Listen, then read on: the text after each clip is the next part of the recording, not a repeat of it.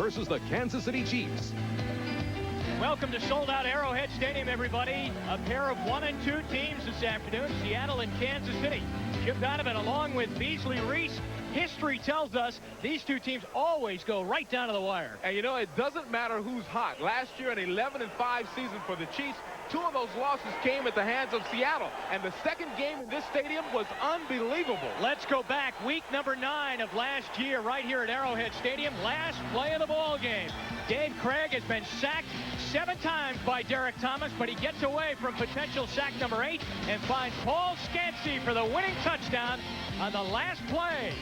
They hadn't won here since 1980, and a long drought was broken for Chuck Knox. 17-16 Seattle. Marty Schottenheimer told us yesterday, Beasley, he really hasn't brought that game up at all to his team, but his team remembers.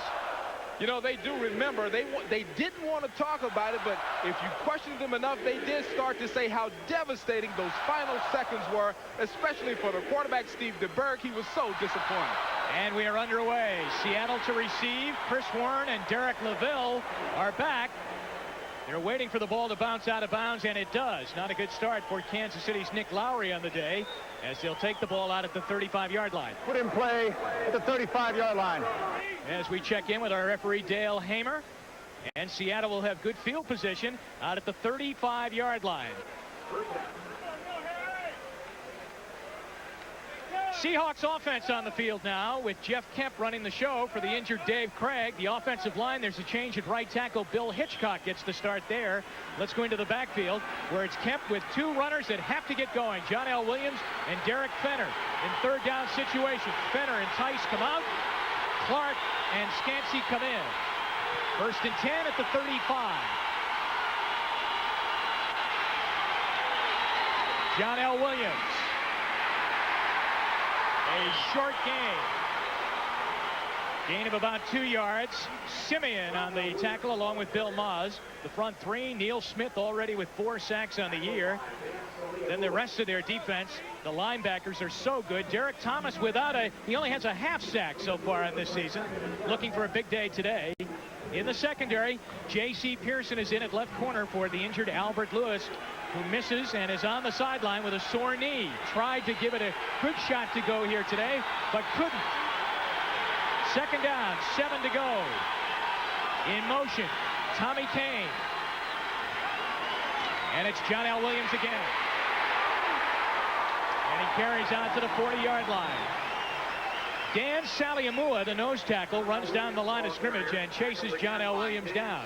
Both of these teams will try to establish the run. The Chiefs know that they need to fly all over the Seattle running game because it certainly has been sputtering. 3rd down and 4 now for the Seahawks. Jeff Kemp, as Beasley pointed out, threw 50 times last Sunday in Denver. He's got John L. Williams with him in the shotgun formation. 4 wide receivers in the game.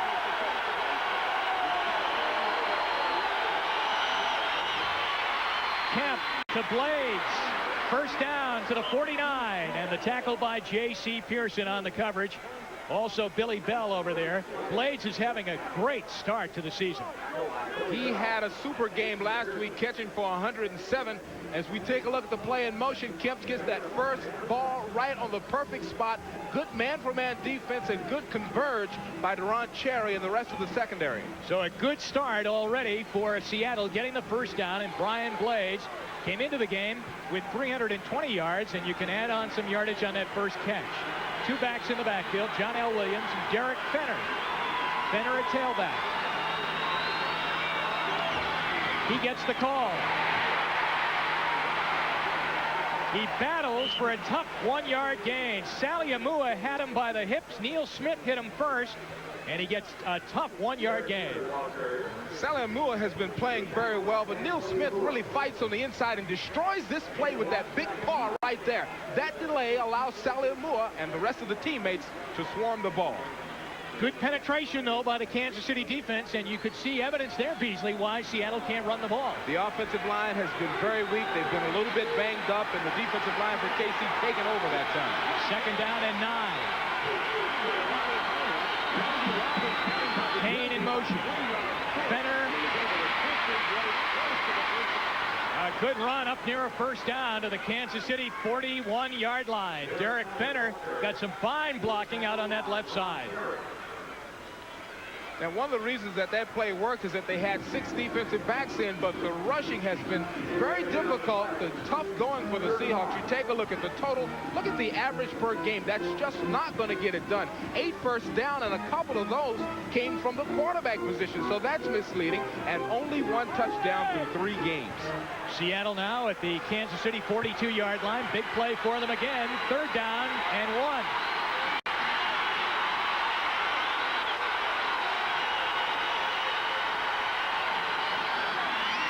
He fakes it to Fenner. John L. Williams is wide open.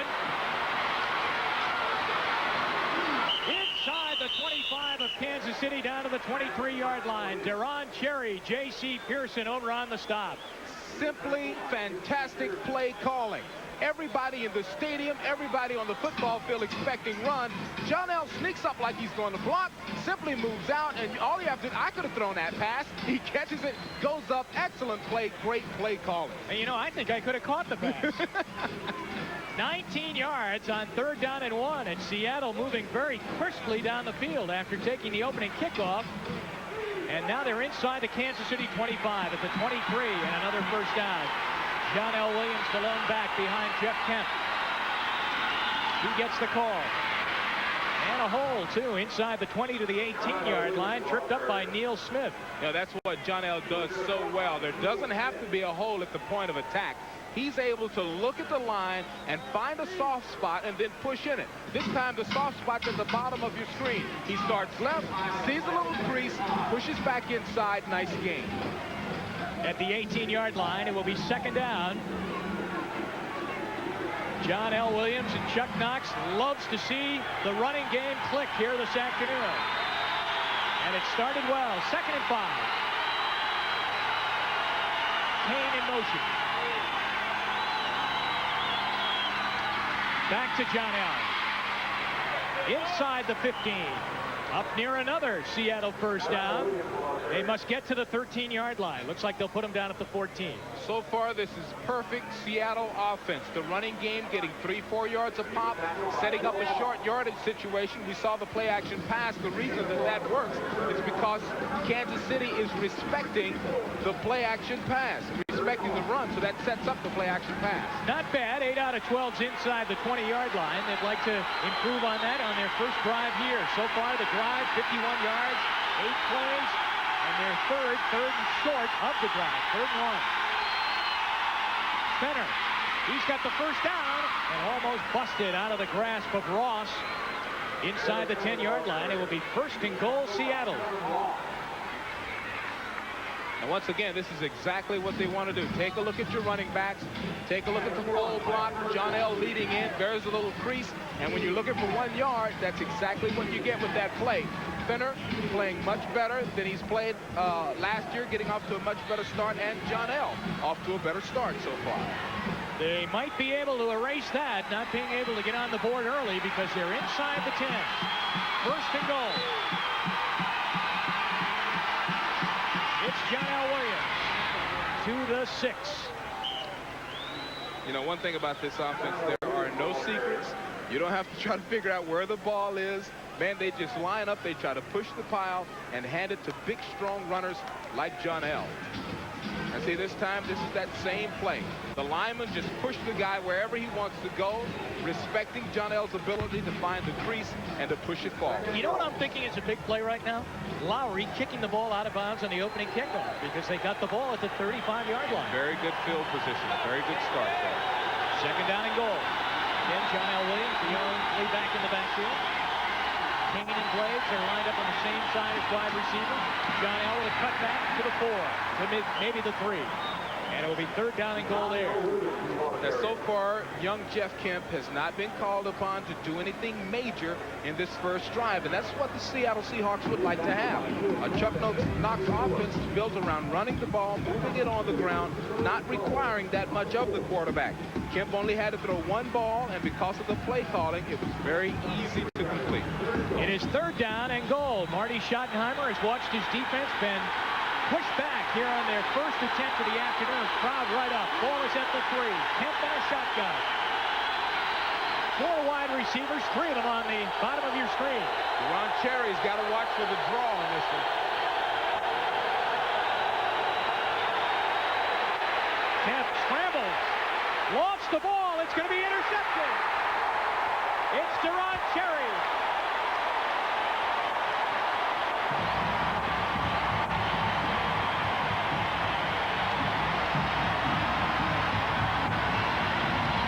Big play for the Chiefs defense. We'll be right back with their first possession in a moment. Great play by the all-pro safety Ron Cherry. Now watch how he mimics the quarterback. Wherever Kemp looks, Cherry will move. He's taking a hard read on the quarterback. See him sliding with Kemp, sliding with Kemp. Now when Kemp settles, Cherry will settle. He's in perfect position. Great high leaping, catching the ball at the highest point. That's a great play. And that's his 10th career interception against Seattle. First and 10 on the touchback after the interception. DeBerg and the Kansas City offense in a 0-0 game. Here's Okoye. And he piles over the 25 to the 26-yard line. Let's meet the Chiefs offense right now. Good offensive line, a big offensive line to go along with big running backs. Then in the backfield, it's DeBerg with Okoye and Bill Jones, Thomas, Harry, and Jonathan Hayes. Harry is in there for the injured Stephon Page, who's out with a knee. On third down situations, Burton, Barnett, and a receiving back, Todd McNair, come in. It is 2nd down and 4 as Okoye picked up 6 on first. At their own 26-yard line, here's Okoye again. And gets out near a first down out to the 30-yard line. Tackled on the play by David Wyman. There's Stephon Page on the sideline. I think a favorite target of DeBerg, and maybe one of the reasons why he is struggling throwing the ball. That's very true. He's a big target, established receiver, always one of the great players here, and he's out with a bum knee, tried to go during the week. He'll have to sit out one more week. So it's a first down for Kansas City. Ron Cherry looks like he might have bent his finger back a little bit on that last defensive stand, maybe on the interception in the end zone. 5:20 left to go here in the first quarter. Holohan, the tight end, is in motion. Okoye carries for the 3rd consecutive time. And he gets 5-yard chunks every time, Beasley, out to the 35-yard line. Let's meet the Seahawks defense now. The front 4. Cortez Kennedy in his 2nd year is off to a good start at right tackle. Terry Wooden recovered 2 fumbles last week in the loss at Denver. Dwayne Harper at the left corner has 3 interceptions so far this season. 2nd down and 5 now for DeBerg and the Chiefs. Just at their own 35-yard line. Kansas City took the opening kickoff, drove down the field, 3rd and goal from the 3, and kept through an interception. Ron Cherry picked the ball off in the end zone. DeBerg throws wide open is Emil Harry, and he catches out at the 44-yard line and a first down for the Chiefs. Now, if you don't know much about these two teams, they are very much alike. They run to set up the play-action pass. Steve DeBerg over the years, one of the best in the business. You saw the fake on the inside, a perfect throw, and a nice little tackle out of bounds. But that's exactly what the Chiefs want to do, and conversely, it's exactly what Seattle does. That's why these games are so close. These teams practice against similar offense and defense every day. Harry, a good start. Stepping in for Stephon Page, and Okoye bangs out over the 45 out near the 48-yard line. Tackled by Tony Woods on the play along with Bryant. All right, now it's time to check in on the Schick Tracer 10-minute ticker. The Giants, Beasley, eke one out by 3. Barely. And you follow along with the other scores. These are finals. New England has won 24-26 seconds to go. Hugh Millen to McMurtry for a touchdown, and the Patriots win. New Orleans to 4-0. Detroit 33-24. These games are just underway along with our game here in Kansas City. 2nd down. DeBerg a lot of time and wide open again. This one it goes to Timmy Barnett, the rookie for Kansas City. Catches the ball low on the turf and gets a first down for the Chiefs at the Seattle 44. That's the Steve DeBerg they like to see. The guy reaching out, giving high fives to his teammates, having fun. That time he surveyed the entire field. He checked about 3 receivers before he threw the ball. That's a great start for DeBerg. 2 shots, 2 perfect shots right on the money. He never really held out ever before. He held out this Never year has. after a glorious year last year for Kansas City. But seems to be on the mark here today. Another first down. That's Holohan in motion. This is Okoye. Well blocked play and a first down. Now, you know, the thing about Christian Okoye, you think you're looking at a big man. Well, you're looking at a huge man. That's 298 pounds with pads on, and he's still one of the fastest guys. Running low, attacking, leaning forward. See how he pulls and drags everybody as he comes through. You know, he had a nice hole that time, but he doesn't really need much of a hole. He will make a hole. 298 pounds in pads. That's tough to face all day long. And that is after a bowl of his favorite goat stew. First and 10 inside the 35 of Seattle. Okoye 32 yards rushing here in the first quarter. And a chance to add to it, which he does quite nicely to the 25 of the Seahawks. Oh, he is really on right now. He's feeling it. And you know what? He has to, because they've got a lot of great running backs in this offense. And they're going to run a guy until he stops producing. Well, Okoye is certainly not slowing down a bit. You see, he sidesteps there. Now look at the lean and the power. That's just a lot of mass moving forward. Man, he's off to a great start.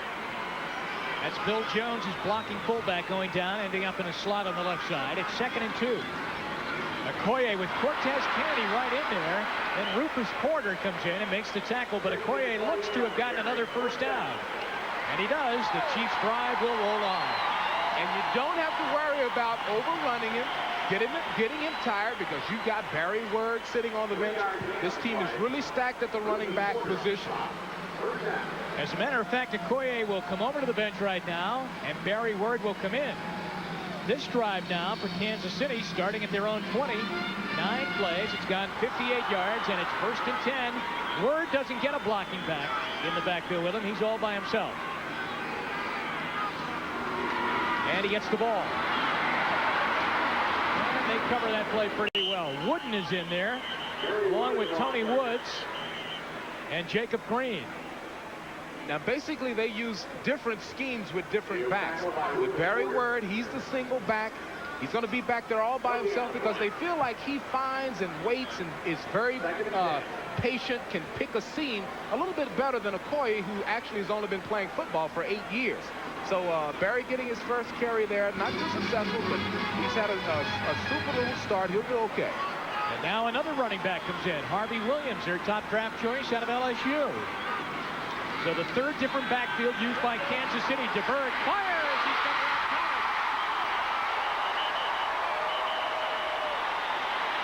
first and goal, Kansas City at the Seattle 6. Well, we said at the opening of the telecast that Steve DeBerg would have to be on the money today, and so far he is simply perfect. Look how he's looking to the right and then turns to the left. That moves all of the defenders away from the intended receiver. That's one of the things that the veteran quarterbacks bring to the table. So the ball is spotted at the 9-yard line. It will be 1st and goal when we start the 2nd quarter. At the end of quarter number 1, a 0-0 tie in Kansas City. Welcome back to Arrowhead Stadium. Sold out today. Seattle 1-2, Kansas City 1-2. The first quarter, Beasley took 20 minutes. Wow, that is simply amazing. That's what happens when you keep the ball on the ground. So we could be out of here in another 40 minutes if it continues that way. 1st and goal for Kansas City. Inside the Seattle 10. Emil Harry in motion. Okoye. And the Seahawks do something they haven't been able to do all day. Stop Christian Okoye and toss him back for a loss. You know, this guy is big and he's strong. That time, Jacob Green was able to put some, get some penetration. Now, I want you to notice how many people it takes to bring down Christian. Now, Okoye's got him. Terry Wooten has got him. It takes 3. It takes a committee to tackle this guy. Have an injured player. Robert Blackman is down hurt on the turf here. We'll be right back to Arrowhead in a moment. Working to be the Chiefs up to the line of scrimmage, 2nd down and goal. They lose a yard on 1st down. Robert Blackman, the injured Seahawk player, went off the sidelines by himself. He's okay, but out of the game right now. Esby Glasgow takes his spot in the secondary. DeBerg fires. Owen Barnett, the rookie, cannot pull it in at the 5-yard line. That time, a lot of quick pressure up the middle on Steve DeBerg. It was a 2-step drop, 1-2, and get the ball out of your hand quickly. Just the timing a little bit off. Just a 2-step drop. You see the turn and throw. A lot of people batting in the way. Maybe catchable, but not really the perfect pass. 3rd down and goal. Todd McNair checks into the backfield. 14th play of the drive. Shotgun for DeBerg. They must get in from 9 yards away.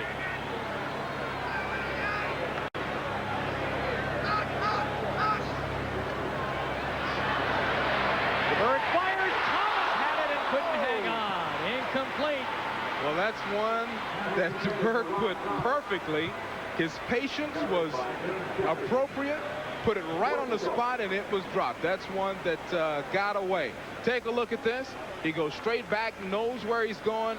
That's a perfect pass. It should be in somebody's highlight film, but instead it'll be in Seattle. James Jefferson was on that corner trying to guard on that play. Thomas extended himself, but couldn't come up with it. Nick Lowry in. He's 1 for 2 on the year. Made one from 23 yards, missed one from 51. Ryan Barker, the punter, holds. Spot is at the 17. 27-yard field goal is good.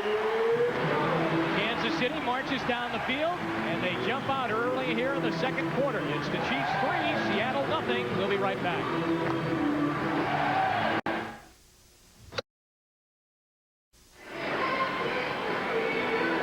Kansas City goes 71 yards on 14 plays. The drive took 7:08. Nick Lowry banged through a 27-yard field goal, and the Chiefs lead 3-0 here in the 2nd quarter at Arrowhead Stadium. So far, everything going according to plan pretty much for both teams, except for Seattle losing the interception to Deron Cherry. Both teams running very well. Play action passing working relatively well for both teams. Chris Warren and Derek LaVille are back deep for Seattle. Incidentally, on that interception, Deron Cherry jammed his right toe. So we thought initially it was his finger, but it was his toe. Coming down, and it's LaVille. He'll take it at the 5-yard line in Seattle. Big hit by James Saxon, shooting through. Good special teams play by Kansas City. James Saxon, a running back in the Chiefs offense, hugged by special teams coach Kurt Schottenheimer as he comes off. We'll be back to Arrowhead Stadium in just a moment. It's 3-0 Kansas City.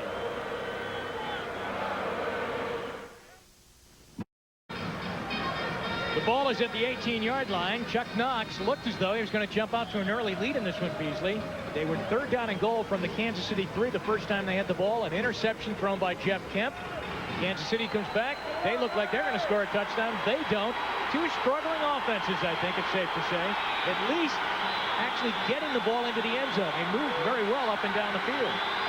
It's at the 18. It's John L. Williams. And Seattle really is running the ball much better than they have the first 3 weeks. And, you know, that'll take a lot of heat off of Jeff Kemp. That first series was, you know, exactly according to the blueprint for Seattle, except for not getting into the end zone. They ran the ball successfully. Kemp only had to throw 1 or 2 passes. We were talking to offensive coordinator John Becker of Seattle, and he said that he doesn't want Kemp to walk in here feeling like he has to win the game. 2nd down, 6. John L. Williams, the lone back in the backfield. Blades and Tommy Kane are the wide receivers. It's Williams. And it's a nice play by Lonnie Martz coming up, and rather Kevin Ross coming up for Kansas City to make the tackle.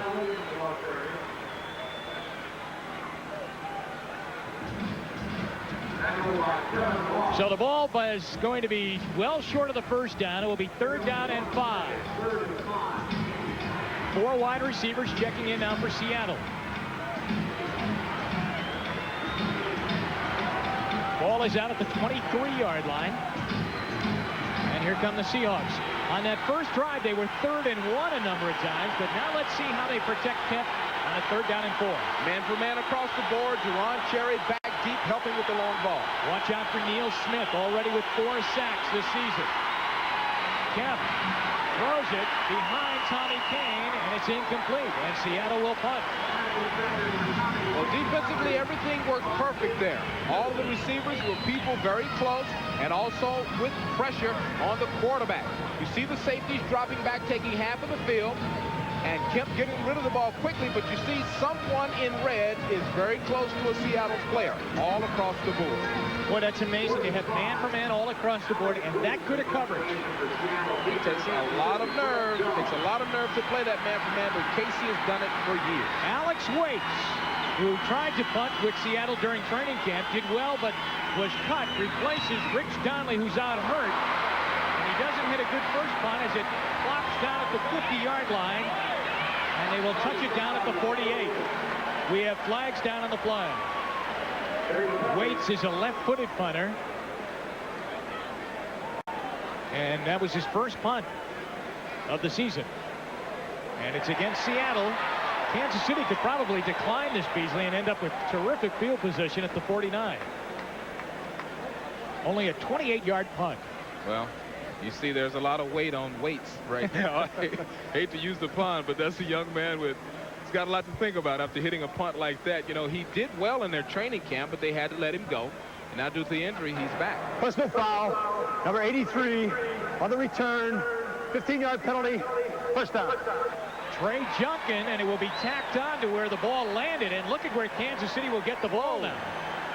Inside the 40 of Seattle at the 36.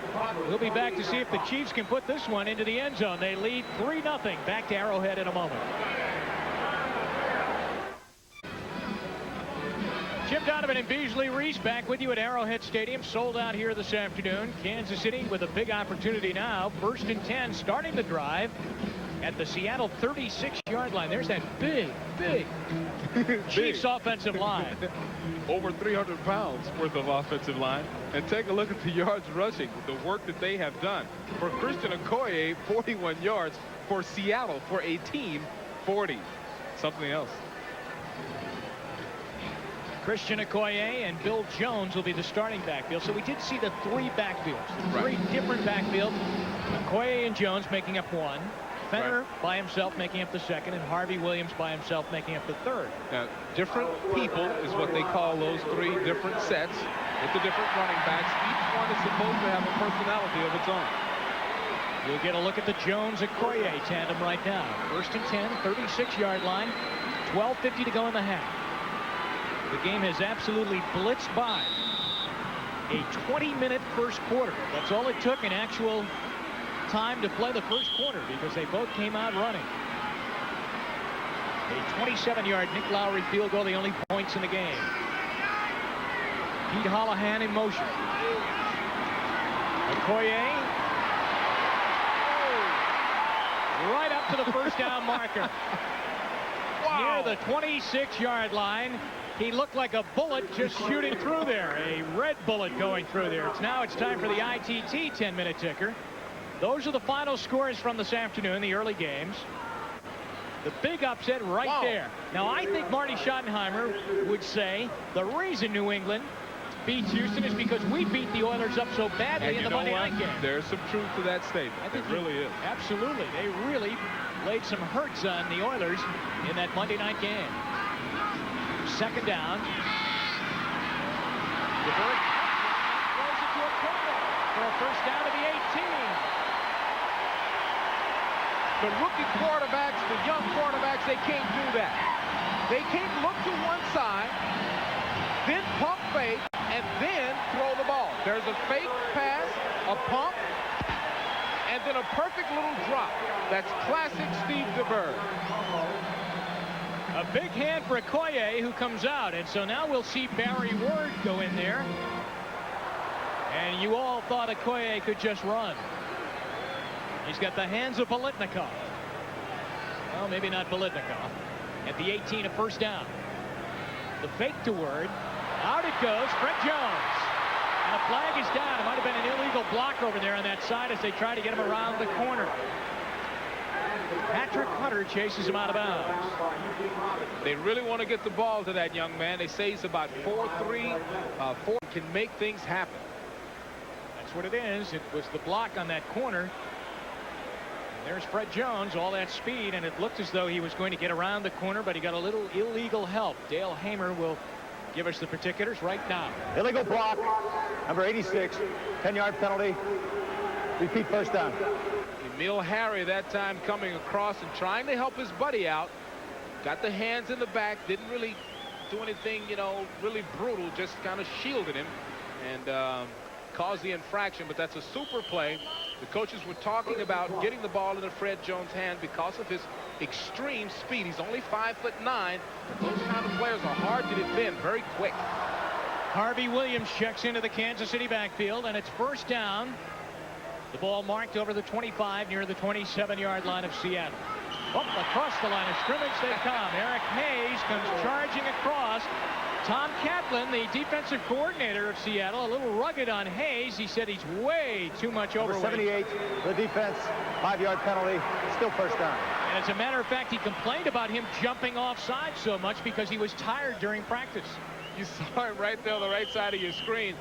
Steve DeBerg is one of the sneakiest quarterbacks in the NFL when it comes to changing that cadence with his voice. He's smart enough not to do it with his head, but he will go hut, hut, hut, and say something really drastic that will draw the D lineman. Quick snap, DeBerg shooting into the end zone for Holohan.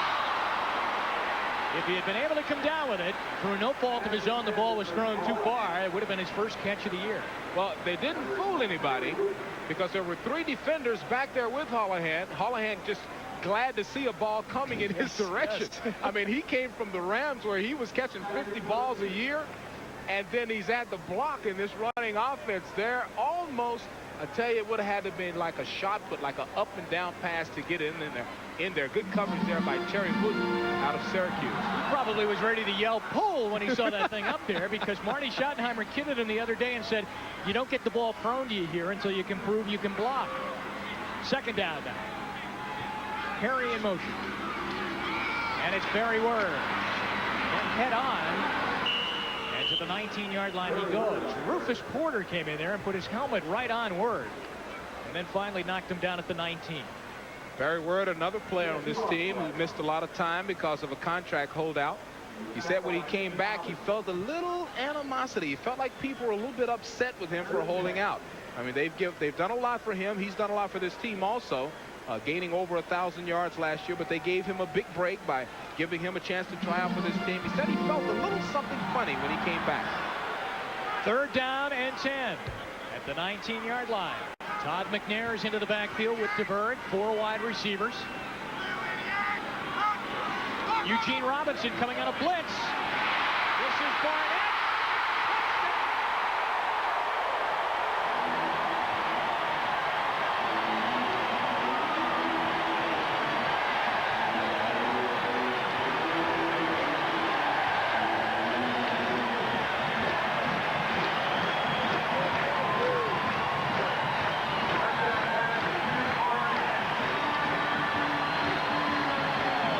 A very relieved Steve DeBerg to get one in. That is the Steve DeBerg that everybody's been waiting for. That guy, that fun guy, the fun Steve, running around, giving everybody high five. And you know, when it comes to Barnett, he's the #1 guy that everybody in this organization has been praising. They say, you've got to see Barnett. He's going to be a star. And Lowry's extra point is good. So Kansas City does take advantage of a bad punt and a big penalty. And DeBerg throws a touchdown pass to Tim Barnett. It's 10-0. Back at Arrowhead, 9:49 to go in the first half. 10-0. Let's go back to the touchdown pass from DeBerg to Barnett. You know, 3 things can happen when you blitz a veteran quarterback, and 2 of them are bad for the defense. There's the bad thing. It hits Barnett, and he takes it in for his first NFL touchdown. 3 things can happen. He can be sacked, he can be smart enough to throw it away, and he can throw the touchdown, and the 3rd thing happens. End-over-end kick. LaVille takes it at the 10-yard line. Up to the 25-yard line. They rule him down as the ball is picked up by James Saxon. Kansas City thought that they had a fumble recovery deep in Seattle territory, but they say that LaVille was down. And that would have been devastating to the Seahawks had they turned it over again. He's kind of holding that ball out there a little flimsy, he is. isn't he? I think he thought he saw a crease, and I thought I saw it also. But then all of a sudden, his protection just collapsed. He is a lucky man. And there will be a penalty to boot on Seattle. And that will march them back from the 25. We have an injured player coming off for Kansas City right now. That's Todd McNair being helped off to the Kansas City sidelines. Beasley, the Seahawks are in that old position once again of falling behind, not by just 3 points, but now 10 points. And now all of a sudden, see, when you fall behind 10 points, it takes the team out of its personality. Now, Kemp is going to have to come out and put the ball up. That's what they did not want to happen. First and 10.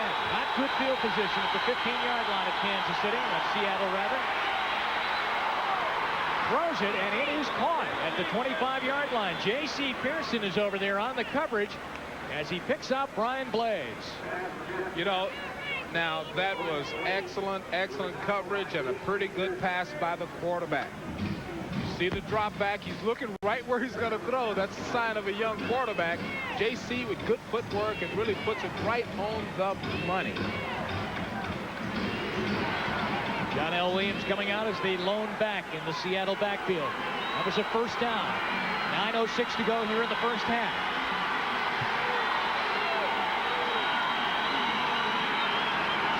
John L. Williams the carry and a short gain. Sally Amua is in on the tackle. Tonight it's the real-life deep-sea adventures of Mark and Brian. Then it's one of the weirdest news shows of the season, Erie, Indiana. Followed by 2 great stars and 2 great news shows. James Garner is a man of the people, and Robert Guillaume stars in Pacific Station. Then Martin Sheen stars in the NBC world premiere movie Guilty Until Proven Innocent. That's the lineup tonight on NBC. And the lineup here in Kansas City right now, 8:25 to go for Jeff Kemp and the Seahawks in the first half. Second down and 9. Derek Thomas getting near him. Incomplete to Tommy Kane. J.C. Pearson again with good coverage. This time he knocks it away.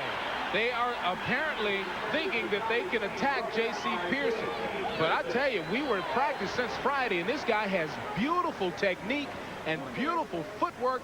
And I tell you, he's made 2 good breaks on the ball. The first one they were able to catch, but this time he is all over it. That's a beautiful defensive play. You know, he's probably very pumped up to be playing against Seattle. He played his college football at the University of Washington. Well, when the Seahawks arrived in town last night, they were all running to the TV sets to see how the Washington Huskies did in their game against Nebraska. They did very well as they won. Third down and long. Pearson on a blitz. Neil Smith trips up Kemp, and Seattle will punt again. Well, this is nothing but an attacking defense and some plays that develop late. Kemp sees J.C. blitzing out of the corner of his eye, smartly steps up into the pocket. Neil Smith has already collapsed the pocket, so he has to run out. Well, Beasley Alex Waits had a nightmare of a first punt, 28 yards. Let's see what he can do this time. Fred Jones waits back at the 32 of Kansas City. 10-0 Chiefs. Oh, he almost didn't even get it off. Tracy Simeon was right on his foot. And the ball goes out of bounds at the 43-yard line of Kansas City. Alex Waits is having a rough introduction into the NFL. We'll be back to Arrowhead in just a moment. It's 10-0 Chiefs. There's Alex Waits, punting in his first game for Seattle, replacing Rich Donnelly, who's injured, and he's had a pair of 28-yarders, but look at what happened on this one. Well, you can't blame him for this. He's not responsible for blocking. He really does a good job just to find space enough to kick the ball. Now, he's a new punter, so special teams coach Kurt Scheidenheimer obviously devises a block to attack him, to put some pressure on this new guy. He had a 28-yard punt the first one, so he knew he'd be very nervous, calls the punt block, and it almost works. It's just a super job. Now, this is going to be like a jailbreak. Take a look at this. Nobody touches the guy, and really, Waits does a good job to just move around and get his foot on the ball. It was his second 28-yard punt, but you can't blame him for that. Seattle was flagged for ineligible people downfield, but Kansas City declined, and they'll take the ball position at the 43-yard line. DeBerg on his last possession struck for a touchdown pass of 18 yards to Tim Barnett. And Kansas City's up 10-0. Fakes to Okoye. And he throws there, and it's caught on the play by the blocking back Bill Jones out to the 49-yard line. Once again, another example of Steve DeBerg and his wizardry with the play-action pass. Faking like he's going to run. Seattle expecting the run. So those little short play-action tosses have been wide open all afternoon. Ball is at midfield. 7 minutes to go in the first half. Second down and 3. And it's Jones and Okoye lining up behind Steve DeBerg.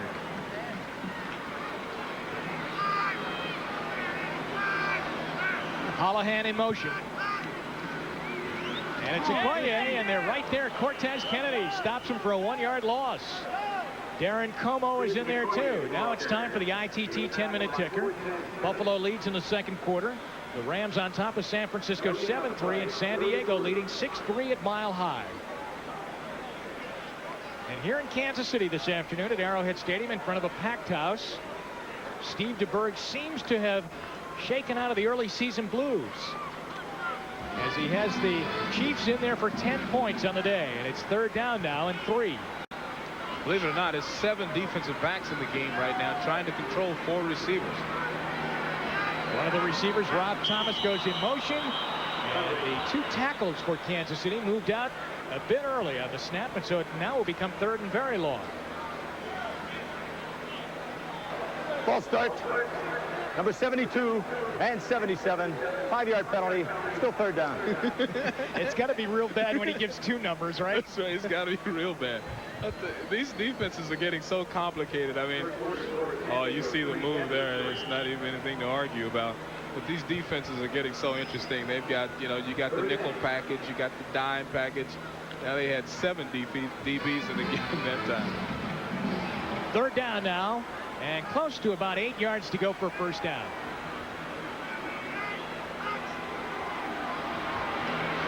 DeBerg with plenty of time. Long and deep and batting it around, and it's incomplete. Dwayne Harper was over there on the coverage. Robert Blackman, who went out injured, was there too, and they were playing volleyball with that one, and almost Harper could have ended up with his 4th interception of the season. You have to congratulate Tim Barnett on that one, because Barnett is smart enough to realize, okay, now I can't catch it. Let me separate the defender's hands and slap it around and make sure that he doesn't catch it. That's a good job by a wide receiver. Brian Barker's first punt of the afternoon for Kansas City. Back deep is Chris Warren. Wow, beautiful punt. This one is better than 28 yards. And Warren calls for a fair catch and lets it go into the end zone. That's a good decision. The rule of thumb is you put your heels on the 10-yard line. If it's over your head, let it go. It will be 1st and 10 out at the 20-yard line. Coming up next weekend now, witness all the drama and emotion of a great golf tradition when NBC Sports presents live coverage of the Ryder Cup from the brand new ocean course on Kiowa Island. That's coming up on Saturday and Sunday. Then NFL Live next Sunday at a special time at 3:30 Eastern Time, right after the Ryder Cup. And there's your menu of action on Sunday, number 5. So big sports weekend next weekend here on NBC. Touchback, 1st and 10, Seattle at their own 20. 5:27 to go in the half, and they're down by 10, 10-0. This is Derek Fenner. He got the corner, got some nice blocking there, and runs it out of bounds at the 27-yard line, chased out by Kevin Porter. Now that was a pretty good call for the offense. They spread the offense out wide, so the defense went into a man-for-man set. They brought the receiver in motion, so when you're man-for-man, you're looking at the guy that you're covering, which makes the defense react late to the runner, and he's able to turn the corner and get a few yards that time. Checking into the lineup now for Seattle at running back will be James Jones, and he'll come in there as the blocking back for that man, Derek Fenner.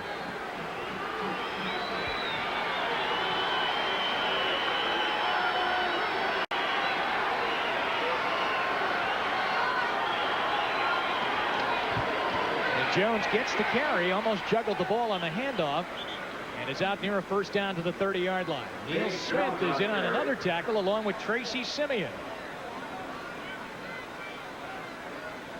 See where they put that ball down right at the 30. And they'll give the Seahawks a first down. Which is what they needed, because the last 2 possessions, Beasley, they've gone 3 plays and out. 1st and 10 at the 30-yard line, and the plays being signaled in to the Dartmouth grad, Jeff Kemp. Interesting signaling motion there by the coach. Say those things can get complicated. 1st down at the 30. Fenner takes it to the outside now, and with Blades providing some good blocking, he takes it out to the 42-yard line. That wasn't going that direction, was it? No, it was not. I tell you, Derek Fenner showed some good speed and some good balance that time. You know, this play is designed to go just about right up the middle. And look at the little hard hit. Everything's clogged up. He shows the ability to bounce outside. And when he sees he can't get all the way outside, turns it up and puts his shoulder into the Ron Cherry and takes the first down. That's a good run. 2nd first down on the drive. Clock showing 3.5 minutes remaining here in the first half. Kansas City 10, Seattle nothing. Seahawks had a ball intercepted in the end zone on their first drive of the game. Kemp across the middle, hung in there nicely and hit Brian Blades at the 48-yard line, and that will be another Seattle first down, or very close to it. Well, Seattle is starting to get their offense in motion now. The running game is starting to make some cracks, and I tell you, Kemp stood in there that time in a collapsing pocket. You see some red arms reaching out at him just as he lets the ball go. He throws it low into the inside so that no one can touch it other than his receiver. I asked Kemp yesterday, did you ever think about going to any other schools? You know, big-time schools. Here's a guy that's been in the NFL 11 years, as we'll measure on that pass catch. And he said, really, there was no interest by a lot of people. Dartmouth took him. He had been accepted into the Ivy League. And boy, he's done very, very well. Made a nice career for himself. And he's just inches away from another first down. You know, he said by choosing Dartmouth, he got one great education. And from that statement, I went on to ask him, did he have any plans for a political career maybe later in his future, looking at his family history. And he said that, you know, he wants to really devote a lot of time to his kids. He's got a couple. He'd like to have a couple more. And he knows from living in a political family how much time it takes away. But, you know, he answered that one like a politician. Yes, he did. He did leave it a door open. 3rd down and inches now. Fenner, he's got the first down as he tumbles to the 46-yard line of Kansas City. Fenner needed a good game. John L. Williams needs to have a good game. I mean, they were just, I mean, for excellent runners, you have to say that they really struggled last week and really the last couple of weeks. So they are getting in motion now. Derek Fenner, I saw him in the hotel lobby this morning, Beasley. He had a real game-faced scowl on, and we were both checking out. I was going to let him let him go first? Yeah, hop in front of me. As a matter of fact, I was going to pick up his bill. He looked so mean. 1st and 10 at the 46. Fenner could be a reverse. It is. Blades. Beautiful play by Seattle down to the 35, inside the 35 to the 34-yard line. Now see, that has the same conclusion, the same reaction by the defense as a play-action pass. They've been running successfully, so the defense really reacts to that fake sweep. And then when they hand it back around, there's only a couple people over to run Blades out of bounds. So really you get the same conclusion as if you ran a play-action pass when you run a reverse, when your team is running the ball well. And that's what they have to do first, is run it well. They've done it today. We're at the 2-minute warning right now. 2 minutes to go here in the first half. Kansas City leading 10-0.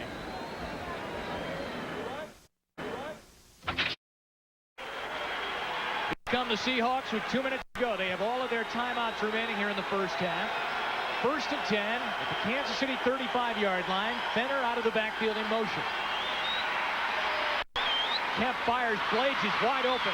20.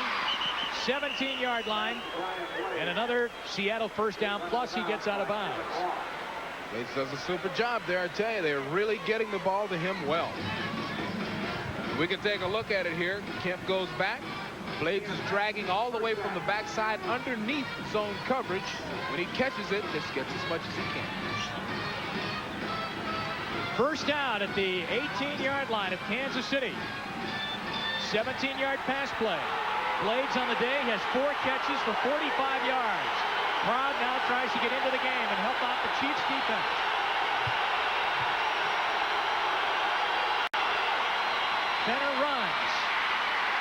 Dino Hackett hits him inside the 15 at the 14-yard line. And we have 1:45 remaining, and that will keep the clock running. Seattle with all 3 timeouts left. KC tried a little mini blitz that time, bringing Kevin Porter on the inside. But the Finner just able to spin out of it and make a nice little gain. So from the 14-yard line, it will be 2nd down and 6. Blades and Tommy Kane are coming down to the bottom of your screen as we look at Jeff Kemp trying to get Seattle in. They trail 10-0. That's Kane in motion. He got hit as he threw, and McNeil can't hang on. Chris Martin really buried Kemp. That was a great job by 2 linebackers. Martin doing a fantastic job, and then good coverage downfield by Dino Hackett. That's Dino. Dino knows enough from covering. You can't look back to the last second. Wow. Gets his hand in the perfect position. The ball headed to Travis McNeil, the tight end, and Dino with a great play and great pressure by 57, Chris Martin. 3rd down from the 14-yard line. 9th play of the drive.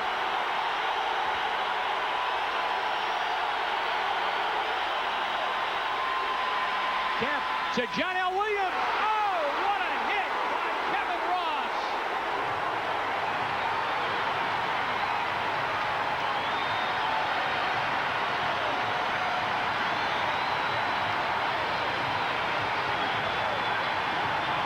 John L. Williams will blame this hit on the quarterback. He threw this so late that it's really a knockout opportunity. I mean, a free shot from the defender. I mean, Ross just really kissed him, and the reason being is that the ball came so late. Kemp made up his mind so late. I tell you, he'll get in the huddle. He'll say, hey, Jeff. hey, look, Jeff, you got to get that to me quicker, baby. Wow, what a hit. I'm amazed he was able to hold on to the ball. Chuck Knox walked over to him and said, son, are you okay? That's one of those where they have to tell you what state you're in, what stadium you're playing in. I mean, oh, it takes a tough man to get up from that one. I guarantee you he's a little shaken, but boy, he's eating tough. 1 minute to go here in the first half. Coming up will be the Domino's Pizza NFL Live halftime report with Bob, OJ, and Will McDonough. All the scores and highlights from this Sunday around the NFL. Coming up when we send you to New York right at the end of the first half here in Kansas City. John Casey is on to attempt a field goal now for Seattle to try and get them on the board. He's a rookie also. He's already 4 for 6, though, on the season. 37 yards is his longest. Very, very important kick upcoming here to get on the board. Now, when you talk about the emotion, the swing of emotion in the game, a hit like the one that we just saw will really, you know, that's something nice you can take into the locker room. I mean, this is a tough man's game. Everybody knows that. And I guarantee you the Chiefs will be talking about that hit when they get in the locker room. It's something that kind of pumps you up, helps your team to get, you know, to stay focused coming out for that second half. Marty Schottenheimer on the Chiefs sideline trying to get his team to 2-2 on the season. The spot will be right at the 20-yard line, making it a 30-yard field goal attempt. Quarterback Jeff Kemp to hold. They missed on a hold last week in Denver. Kemp couldn't handle the snap. Well, that's right over the top bar, and it is no good.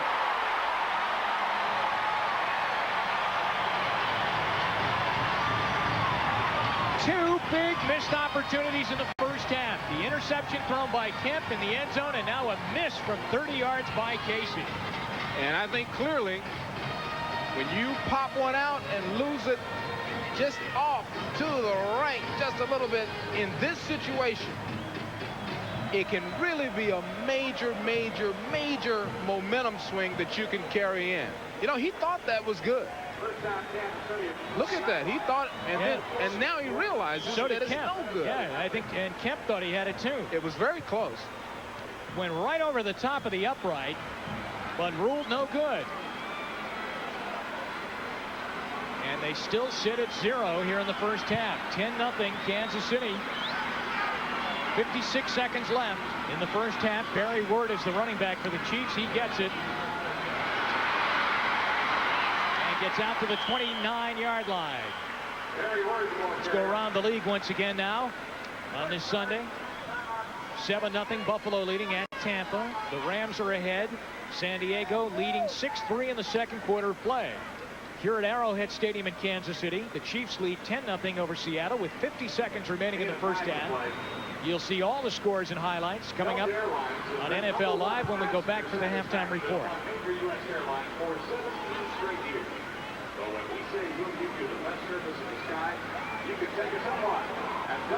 All right, coming up next week.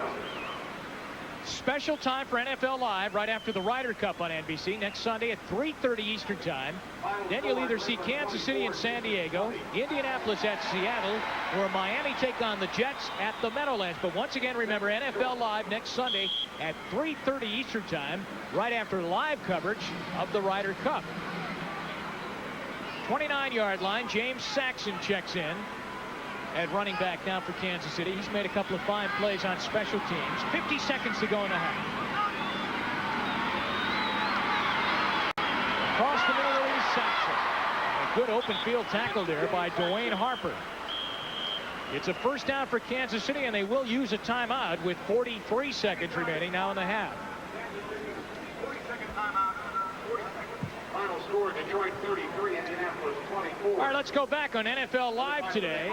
Some of the headlines that were made this afternoon. Jim McMahon, the Eagles are more talented than the '85 champion Bears. The scoring is down, and that's concerning the league. And Bubba Paris took out not one offensive lineman for Indianapolis in practice, but two. Two guys ended up with broken legs from Bubba going the wrong way during practice. And again, we will be Bob, OJ, and Will in the studio. Coming up on the Domino's Pizza NFL Live halftime report, as we are at 43 seconds remaining here in the first half at Arrowhead Stadium. Steve DeBerg, a good day, 8 for 12, 75 yards. He's thrown a touchdown. He's throwing to the man he threw the touchdown pass to, Timmy Barnett, and he makes the catch for a short gain to the 39-yard line. We got a little hurry-up offense here, and DeBerg really looked off well that last pass. Wide open, Barnett drops it at the 41-yard line. Catch he should have made, Beasley, right through his hands. Yep, that was really in a good spot. He may have seen people coming on this one. See, he has time to measure this ball up. He had time to slow down and measure that ball. He may have felt, kind of sensed people coming at him that time. Barnett had a historical moment in his career in the NFL, making his first touchdown catch on an 18-yard pass from that man, Steve DeBerg. We now have 23 seconds remaining here in the first half. 39-yard line of Kansas City. DeBerg with that cadence count. You can almost hear it there. Nabil Harry, nice catch to the 50 and out of bounds. 18 seconds remaining. Still hurry-up offense. That's the perfect pass. It goes to the sideline, allows him to step out of bounds and stop the clock. Now they go to the huddle.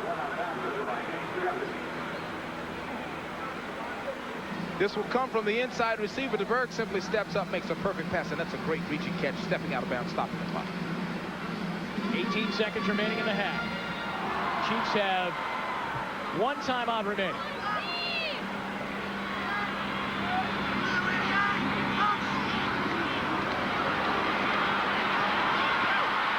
Hit DeBerg as he was throwing, as Bryant fought his way in there and made a nice move defensively to get inside and beat his man and get in there and hit him on the back.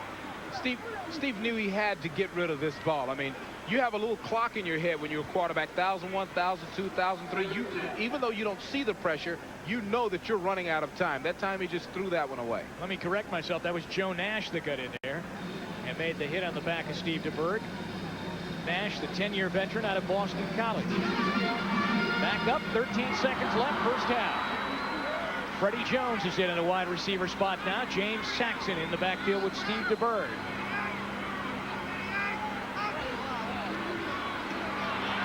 DeBerg flushed out of the pocket, sails one. Saxon can't make the catch. Chiefs are arguing that Nesbitt is holding Saxon on the way down. No flag, though. You think Nesbitt got away with one there, I think Nesbitt got away with one, and I also think that the referee may have made a determination that the ball was not catchable from the angle that it was thrown in. See, Nesbitt's clearly touching him, but I think the referee is saying that even had he not touched him, the ball would not have been caught. All right, Nesbitt Glasgow might have gotten away with one right there. He's a veteran. He deserves to get away with one there. Every now and then. Probably had one thrown against him that he didn't deserve. That's right. 8 seconds left in the half. 10-0 Kansas City. Third down. I know you're going to make it up. Right here. DeBerg to Saxon. He's got it. And out of bounds. And they may have a chance to get Nick Lowry on the field to attempt a field goal. Well done by DeBerg. See, that's the guy they've been looking for. Happy DeBerg. Happy Steve. And man, is he having fun today. You saw him with the smile coming off, high-fiving people after tosses. That was about as well as you could run that drive, although Marty's a little upset because they're having trouble coordinating the special teams. Well, they do have a timeout left if they have to use it. Bill Jones comes running on the field. Lowry will attempt from 51 yards away out of the hold of Brian Barker. Last play of the half.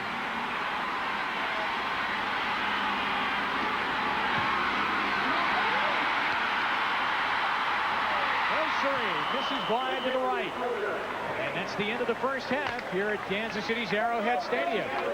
The Kansas City Chiefs have scored 10 points in the first half. Chuck Knox should have at least 10. But an interception and a missed chip shot field goal from 30 yards has Seattle sitting behind in this game 10-0. Let's go to New York now. NFL Live. And here's Bob Costas. Kansas City's Harvey Williams out to the 31-yard line. A good run back by the rookie out of LSU for Kansas City.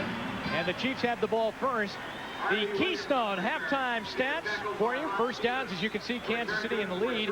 Yards passing, though, Steve DeBerg having a good day with 105. And Seattle not throwing the ball that well, but running it better, Beasley. Yes, they really are. You see the numbers there. And also the turnovers. The one big turnover stopping the Seattle drive, a key thing in the first half. Jim Donovan and Beasley Reece with you from Arrowhead Stadium in Kansas City. The Chiefs in front by a score of 10-0. Barry Ward in the backfield now. Gets the carry to the 35. He'll pick up 5 on first down. On the unpile, Wooden is in on the tackle, along with Jeff Bryant. That's like a dream for any coach. If you can line up and come up with 4, 5 yards per pop. I mean, everything is set up. You can do anything in your offensive game plan if your running game is working like that. Barry Ward with a nice read. We saw Okoye a lot in the first half, and he rushed for 49 yards in the first half. But now Ward gets his second carry of the second half. And a flag goes down as Ward goes down over the 40-yard line, which would give Kansas City a first down. But we'll check out Dale Hamer's call. And this one's coming back, and it will cost Kansas City 10 on the whole. That's the second time, Beasley, they've taken a play wide to the corner, gotten the corner, but been flagged for it. Holding. Number 85 of the offense. 10-yard penalty. Still second down. That's Jonathan Hayes, the tight end. Remember last night when I talked to Cortez Kennedy and said, or rather Rufus Porter of Seattle, and said, boy, that Jonathan Hayes is a good player. And he said, yeah, and he holds a lot, too. Second and 14. Prophetic, maybe. Yes, as he gets whistled for the flag there. And it's second down now for Kansas City, and 14 to go for a first down. And they go back to Barry Ward. And Seattle is there to shut that one down. Darren Como comes in to make the tackle. It looks like Kansas City has lost a pretty good receiving back, Todd McNair. McNair has a sprain and is out, and it is doubtful whether or not he will return as James Saxon comes in, filling that third down receiving back role now for the Chiefs. And he did it rather well at the end of the first half. He's number 21. So it's third down now and 14 as they get no gain on that running play to Barry Ward.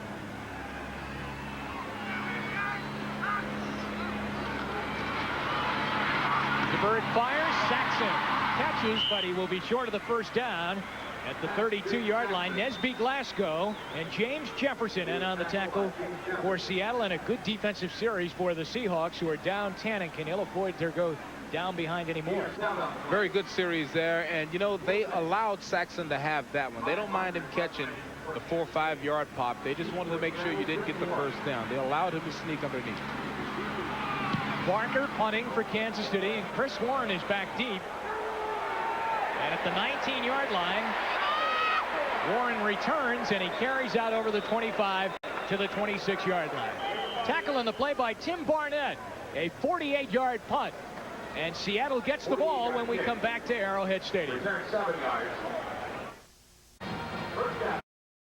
At Arrowhead Stadium, Kansas City's Chiefs with 12:54 left to go in the third quarter, leading 10-0 over Seattle. Jeff Kemp and the Seahawks first and 10 at their own 27-yard line. John L. Williams, a good run to the left side, tackled by Kevin Porter.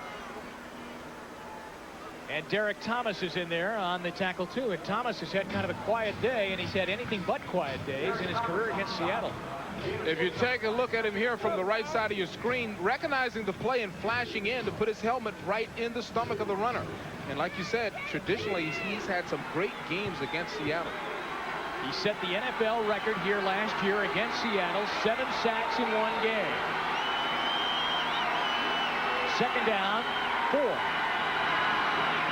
Derek Fenner, and he should have a first down to the 39-yard line. Thomas at practice on Friday, one of the writers was talking to him about the 7-sack performance last year against Seattle, and they were asking a number of questions, and he said, you know, really when you think about it, 7 sacks is a lot in one game. I mean, an awful lot. And over his career, he's had 20 tackles, 9 sacks, 17 quarterback pressures, 3 forced fumbles. I mean, he has been a one-man wrecking crew against Seattle. Here's a prediction for you. I bet he picks it up a little bit here in the second half, now that Seattle will have to throw the ball a little bit to get back in the game. First down, Seahawks. Travis McNeil, the tight end in motion. Roll out for Kemp. Trying to extend and make the catch is McNeil, and he cannot pull it in at the 45-yard line. And it will be second down and 10. He was out there wide open. He really was, and this time Derek thought it was a run and slid inside, so you see Derek Thomas chasing. He should be dropping wide to the outside this time. He gets away with it because the ball's a little bit low and a little bit outside. Wondering what will it take to get some points here this afternoon. They had a ball picked off in the end zone and a missed 30-yard field goal by John Casey. Or else we could be tied 10-10. Second and 10 after the incompleted pass. Tommy Payne in motion. Derek Fenner. And he'll run to another Seattle first down right out by midfield. And Fenner has picked it up a couple of notches off what he's done the first few weeks. If you notice, Fenner has been the featured back after the first series or so. At first, it was John L. Williams they were feeding the ball. Fenner having the hot legs, the hot hand right now. 9 rushes for 56 yards, and that last one was a very good one, picking up his feet, keeping his balance. First and 10, Seattle, right at midfield. John L. Williams, Derek Fenner settle in the Seahawks backfield. This time it's John L. Williams. And he'll pick up a quick 3 yards to the 47 of Kansas City. Dino Hackett tackles. Here's Andy Heck, 66. He was the lead blocker on the play. So it'll be second down and 6 to go for a first down. Dino Hackett made a great play in the end zone to save a touchdown. He's been in on several tackles. Very active linebacker. That's a good word for linebacker, active. Running the ball, Seattle doing very well. But they must get on the board as they are down by 10. Into Kansas City territory. First possession, second half. Fenner. And the Chiefs brought a few people up from the secondary to help out there and meet him on the play. Bill Moss is in on the tackle.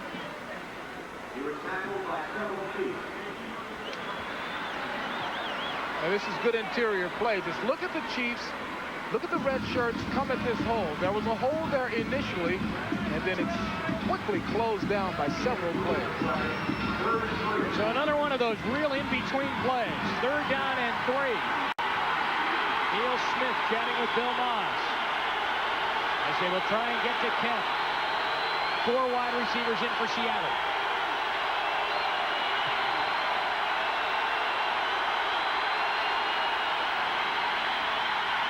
Kemp can run for it. And he'll run right out of bounds at the 31-yard line, chased by Deron Cherry. Smart play by Jeff Kemp.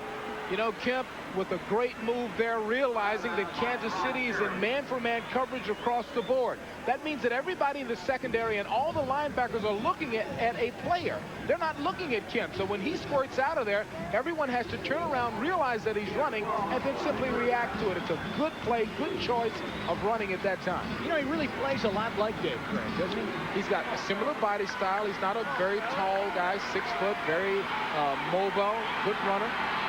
Good passer. He is a lot like Craig. As he scrambles for that first down, they're at the 31-yard line of Kansas City. Setting up Fenner. And Fenner goes left, right, up the middle, and carries inside the 30 to the 27-yard line, where Leonard Griffin got a hand on him going by and knocked him down. Seattle has had one problem, really, and that's just, you know, completing drives. They have moved the ball relatively well, but just the completion, the missed touchdown, the interception, the missed field goal. All right, here we go. Second down. 6 yards to go. Brian Blades at the bottom of your screen. Tommy Kane, the wide receiver, to the top. 10-0 Kansas City. 8:14 to go, third quarter. Back to the ground. John L. Williams. Beautiful run by John L. Williams. Should have a Seattle first down near the Kansas City 20. That's interior running, about as good as it gets. Everywhere they shut him down, he was able to find some room to work. All right, he's shut down on the outside. He sees 2 defenders. Cuts back inside. Now, that's just good balance, good sense, good feel, hard running, good interior play. It will be close enough for measurement now. John L. Williams will study it and see if the chains prove that he did get the first down as Jeff Kemp goes over there. Good drive for Seattle, and by a couple of inches he has it. 7:59 to go, third quarter, and now it's time to check out the Hertz 10-minute ticker on Sunday number 4 in the NFL. Buffalo leading 7-0. The Rams and 49ers are tied as Steve Young threw a touchdown pass to John Taylor to knock that one up. And David Treadwell kicked a field goal to tie it up at Mile High Stadium, and it's 6-6 San Diego and Denver. And it's 1st and 10 here, Seattle down by 10 to Kansas City at Arrowhead Stadium. The ball is at the 21 of Kansas City. John L. Williams to the 18-yard line with Dino Hackett right on the top. And Kevin Porter there too. Very controlled drive. That's John Becker standing alongside with the headset on beside Chuck Knox as they signal the plays into Jeff Kemp.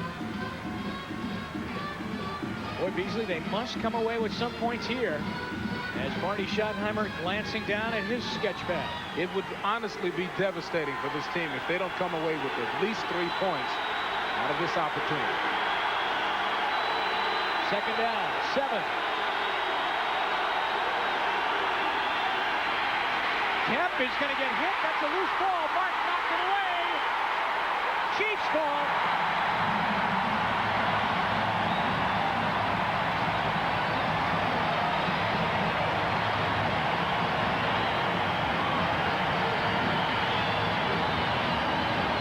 Dan Saliamua basks in the cheers, but really credit Chris Martin for a huge play, knocking the ball away. So it was a devastating play as Seattle comes away empty again. Now direct your attention to the left side of the screen. Chris Martin, number 57, comes barreling in from the outside. John L. is responsible for blocking him, but leaning in, knocking the ball loose, and Saliamua would fall on it. This angle shows that the pocket was collapsing. Now watch Saliamua turn perfectly and cradle the football. Second turnover of the day. Kemp throws an interception and now gets stripped of the ball in the pocket. And Kansas City has the ball back, and their 10-0 lead intact. 6:52 to go here in the third quarter, and now they bring Okoye back in. And Christian gets stopped, and really Beasley, Seattle's doing a marvelous job stopping this Kansas City running game. There's a flag thrown down on the play, too. One thing about this Kansas City offense, you don't have to, you know, there's very little deception in the running part of the running game. If you see Hayes is a little upset about it might be Hayes again. Not another holding on him. Oh, no. And, you know, all the coaches told us to watch him because he's such a devastating blocker. Let's hear the call here. Holding, number 85, the offense, 10-yard penalty, repeat first down. At least 2 coaches and 1 public relations man told us to watch Hayes because he is really a fantastic blocker. I'm sure he's very upset about getting the holding calls there. He's one of the best blockers in the NFL. That's his second holding penalty on the afternoon, and it now becomes 1st and 20, and the ball back inside the 15-yard line. This time it's Barry Word, and Word goes out to the 16-yard line, but not much more. Tackled by Jacob Green, and now the crowd starting to hoot and holler about the play selection. Well, everybody's a coach when it doesn't work, you know. Everybody's a coach when it doesn't work. It's, there aren't very many plays in the playbook that you can call when you have that much distance to make up to get to the first down. So you try to get a little of it back at a time. Don't try to get it all at once and throw an interception or something. They have substituted again in the backfield. Harvey Williams is in. Almost had the Seahawks jumping. DeBerg out of the backfield. This is Williams. And that's what they like about Harvey Williams. That stuff after he catches the ball as he just took Robert Blackman and disappeared on him. You know, the coaches say that he's a game breaker. That's what they like about him. You know, they've got the power in Okoye. They've got the power in Word. But in Williams, they've got a guy that they feel like can flash and dash. And we saw a nice move there. And then from the other perspective, we saw DeBerg getting him the ball early enough for him to set up his move against the defender. 3rd down now and 6 to go for first down. James Saxon checks into the backfield. Rob Thomas in motion. And DeBerg getting rushed. And it forces him to throw the ball wide of Emil Harry. And Kansas City's offense will come off again, and Seattle's defense is keeping them in this ball game. That's another veteran move by DeBerg. I mean, you have to congratulate the Seattle defense. They were collapsing the pocket. They had some good coverage on the receivers, but when DeBerg felt like his time was running out, he just threw the ball away.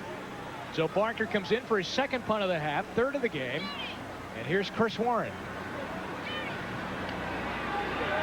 And at the 30-yard line, he catches. And didn't have anywhere to go. Sadowski comes down to make the tackle along with Lonnie Martz. It's Seattle ball as Steve DeBerg and the Kansas City offense can't do anything with it, but they still lead by 10. We're back at Arrowhead Stadium. Jim Donovan with Beasley, Reece. Seattle's defense has given their offense the ball back. They're down 10. Beasley, what do they do? Well, I think they need a mistake-free drive from the quarterback position. We had the 1 interception stalling one. We had the fumble stalling one. So Kemp needs to put together a mistake-free drive. Still a lot of time. 4:54 to go, 3rd quarter. And he passes on first down and goes long for Tommy Kane. He's got it at the 25 to the 24-yard line. Well, how's that for mistake-free? This guy must have a receiver in his helmet. He must can hear us talking up here. Boy, he puts this one up and allows Kane. Nice pump fake. He throws it almost straight up and just allows Kane to run underneath it. That's a great, great, great opening play. And it's one that Kemp needed for confidence. It's a cheap, easy way to get down the field. I mean, they didn't expend a lot of energy like they have been with long, long drives. 44-yard pass play. Thing of beauty. Laid it in there right over the shoulder of Tommy Kane. First down. Out of the run. Here's Bennett. Sheds 1 hit. Then goes down at the 22-yard line. Tracy Simeon is there along with Leonard Griffin and Dino Hackett.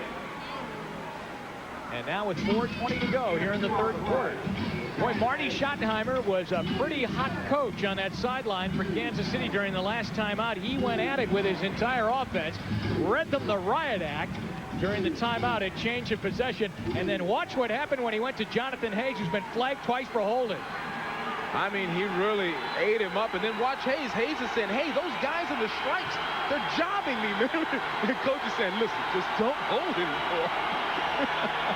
Travis McNeil in motion. Second down. Ball thrown to Fenner. And immediately knocked out of bounds by Kevin Ross. And they're at the 19-yard line of Kansas City. Short of a first down, and Fenner will come out. See that look? That's the look that I got behind me during the hotel checkout today. Yeah, he had both feet in, a good catch. I was going to say, hey, did they charge you for all the beverages in your room? I don't care. I'm paying. Whatever it is. Yeah, big play again. Now third down, 3. Okay, this is where they stalled last time. The last time it was Cherry versus Kemp. Let's see if Jeff makes a better decision this time. He's got John L. Williams open, but doesn't get it off, and there's the sack. There's a flag down. Bill Moss got him.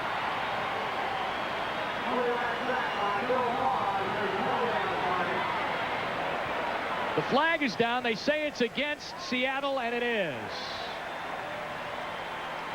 So they get to that brink again, Beasley, and commit another mistake. Well, Moss, from his end position, his new end position as of last season, comes around and really does a good job this time. Now, for years, he's been known as one of the best nose tackles in the business. Number 74, the offense. The penalty is declined. Fourth down. Warren Wheat. And, you know, you can also give that as a coverage sack because Kemp did have a lot of time. There was just nowhere to go with the ball. So Kansas City will now have a defensive alignment that will try and go after field goal kicker John Casey. He's missed today from 30 yards. 0 for 1 in the day. 3:05 to go here in the first half. From 46. It's good. Seattle at long last is on the board. 2:57 remaining here in the third quarter. And it looks like another fantastic finish here at Arrowhead. You know, that's the guy right there, Chuck Knox. You do not want him to let his team hang around to stay in the game. He's down by just 7, and he is known for coming back. John Casey, who just hit a 46-yard field goal, kicks away. Harvey Williams a yard deep. Fine special teams chase down there. Rod Stevens is down, along with Derek LaVille. He comes down along with Bernard Clark. 3 of them down there on Harvey Williams. And the Chiefs now have bad field position starting at their 13-yard line. And let's see if Marty's screaming act at his team during that last changeover takes effect. Let's take a check on the Hertz 10-minute ticker. Not much of a change there, except that Denver is on the board again and now leads San Diego 13-6. It's Dan Henning, one of those coaches who is under fire. 10-3 here at Arrowhead Stadium. Christian Okoye and Bill Jones in the backfield for the Chiefs from their own 12. And Okoye gets to the 15, and he's brought down by Jeff Bryant and Rufus Porter. Well, the challenge right now stands squarely on the shoulders of the Seattle Seahawks. They really need to come up with some more big plays like they have been doing. Now, you know, when you play against Christian Okoye, you do not want to hit him around his shoulders. That's a good job by the defender, getting the big man at his ankles. That's what some of the players said they would do to stop 300 pounds, almost 300 pounds of man. On 2nd and 7, DeBerg, a nice fake, and throws over the head of Holohan. And then Holohan took a hit from Robert Blackman over there on the coverage. But it was all in the good spirit of the NFL. And once again, that's a play fake coming off of an action that they run the ball off of all the time. So, you know, that's one of those things that should work. This time the ball a little bit overthrown, and maybe purposely because Steve saw the defender so close. Tom Catlin, the defensive coordinator. His defense has done a nice job and has Kansas City right now, Beasley, really flat. On 3rd down and 7. Nice catch by Saxon and running on 2. And a stiff arm gets him out to the 38-yard line and a first down. Saxon gets away with a critical sin, one of the errors when he makes this play. He actually throws a move on the defender as he's catching the ball. I mean, you got to be an excellent athlete. Now watch this. As he catches, he's cutting to get outside. That's a great catch, a dangerous catch and move, but man, he executes it well. What a play. Big play too, because they were in need of a big play, or else they were punting from deep in their own territory. 24-yard pass play. You know, every coach would tell you, catch the ball first, catch it first. He made a move as he was catching it. That was Saxon's 4th catch of the day for 54 yards. And a first down for the Chiefs. DeBerg hit as he throws, but a sliding catch by Rob Thomas. And right over by the Chiefs bench, he picks up 9 yards out to the 48-yard line. Steve DeBerg, the smart veteran, really moving them well now. You know, when he has to make the play with his experience, he's able to make them. You know, they can put that pressure on Steve DeBerg. He stood in that position for many, many years. When we talked to him Friday, he said, yes, it's a 1-2 start, but Marty Schottenheimer's teams always start slowly.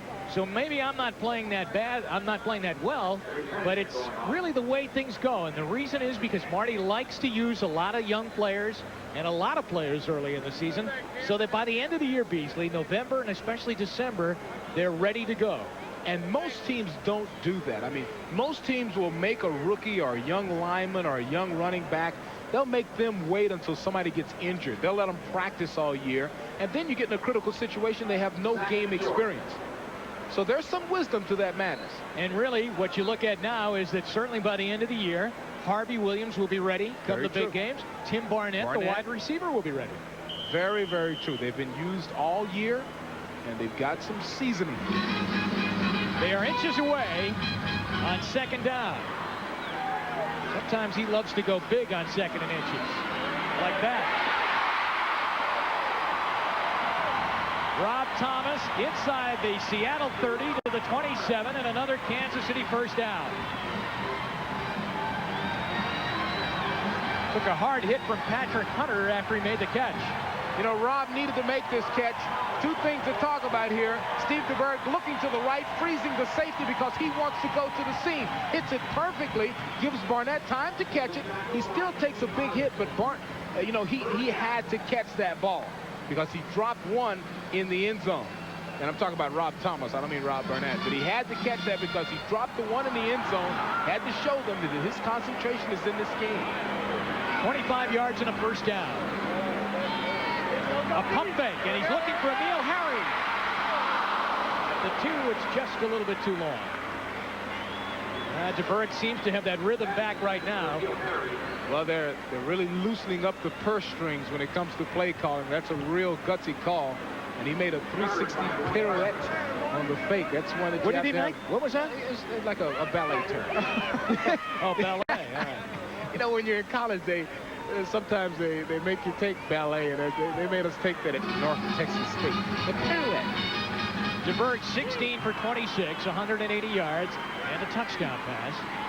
2nd down, 10 at the 27 of Seattle. Poirier running. Finally tipped over by Robert Blackman, who definitely, as Beasley pointed out, you got to hit him low, and he definitely hit him right on his shoelaces and tipped him over near the 20-yard line. And so many times you see people, look at the width, the breadth of that man's shoulders. Look at Poirier. I mean, you don't want to wrap yourself, you can't wrap yourself around that. It's best to get those little bitty ankles and try to bring down the big tree trunk. That will be the end of the 3rd quarter here in Kansas City's Arrowhead Stadium. And we'll be right back after these messages from your local station. Well, here we go at jam-packed Arrowhead Stadium. Seattle and Kansas City, 10-3, the Chiefs in the lead, starting the 4th quarter. 3rd down and 4 for Steve DeBerg at the Seattle 21-yard line. Rob Thomas is set in motion. DeBerg misfires over the head of Tim Barnett at the 18-yard line, and that will send out Nick Lowry for a field goal attempt, and Kansas City would have dearly loved to have put one in here. I don't think Steve's very happy about this one. He goes back looking left, throws left. You know, I saw some linemen kind of bumping, you know, in the process of blocking, people bumping into his leg as he threw. Maybe that took him off the mark just a little bit. Lowry 1 for 2 on the day, missed a 51-yarder. And incidentally, that's his second 51-yard miss of the year. Brian Barker holds. And the spot at the 29, making it a 39-yard field goal attempt, and to try and give them their 10-point lead back. And it's good. Dwayne Harper almost blocked it. And Lowry 2 for 3 on the day. 13-3, Kansas City in the lead. We'll be right back. Some of the 76,000 plus here at Arrowhead Stadium this afternoon. Nick Lowry has just added a 29-yard field goal, 39-yard field goal rather. And it's 13-3, Kansas City in the lead. Derek LaVille, he's going to come out with it. And brings it to the 21-yard line. First and 10 for Seattle, and a very late flag is thrown in. The tackle on the play made by Sadowski, the backup tight end. And it's going against Seattle, which will hurt them field position-wise. And we have an injured player down there, too. I think it's Trey Junkin who's down injured. Yes, it is, for the Seahawks. Holding, number 22 on the return. Half the distance to the goal, first down. Nesby Glasgow is hit for the flag and the penalty. And Kansas City's defense out there waving their arms right now, trying to get the crowd going as they have Seattle pinned in Beasley at the 11-yard line. And the Seahawks now with 14:44 left. Jeff Kemp's got to get it going now. Down by 10.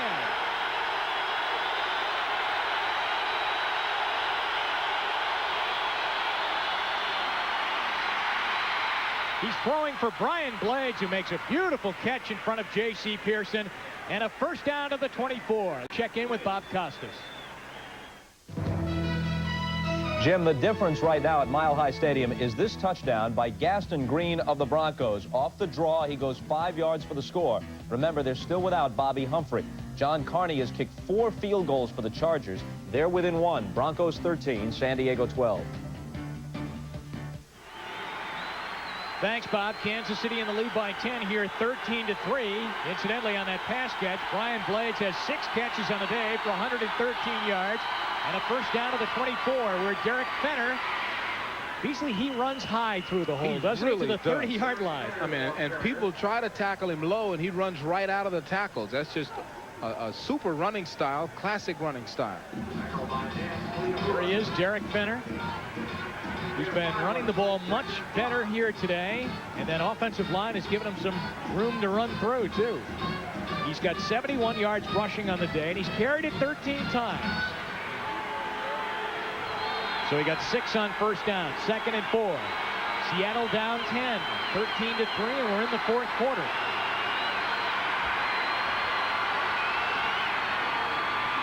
We'll go back to John L. Williams, and he leans off the pile, away from Leonard Griffin, and brings it out to the 33-yard line. He'll be short of the first down by 2, and it will be 3rd down. 3rd down and 2 in this situation, deep in their territory, has not been a problem. It's been 3rd down deep in Kansas City going in for the score that Seattle has had problems. Throwing an interception and then losing the ball on a strip of the quarterback. 3rd down, they're 4 for 9 today, and they're 3rd and 2 right now.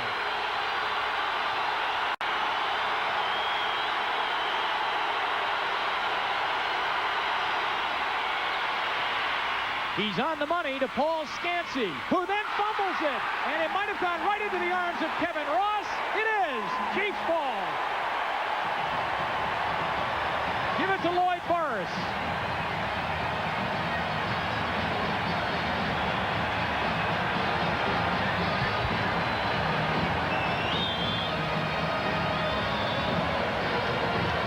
You know, it's really been a question of Seattle self-destructing.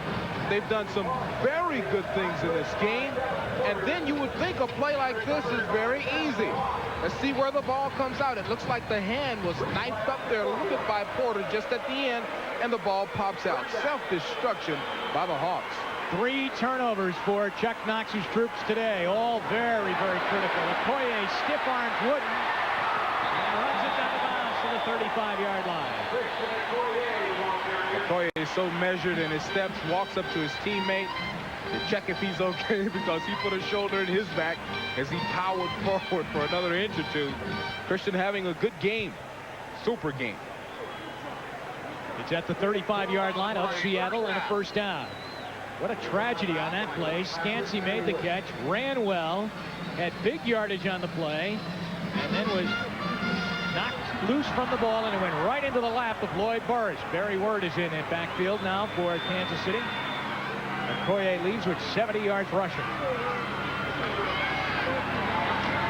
DeBerg to Holohan, and his first catch of the season will get him about a half yard.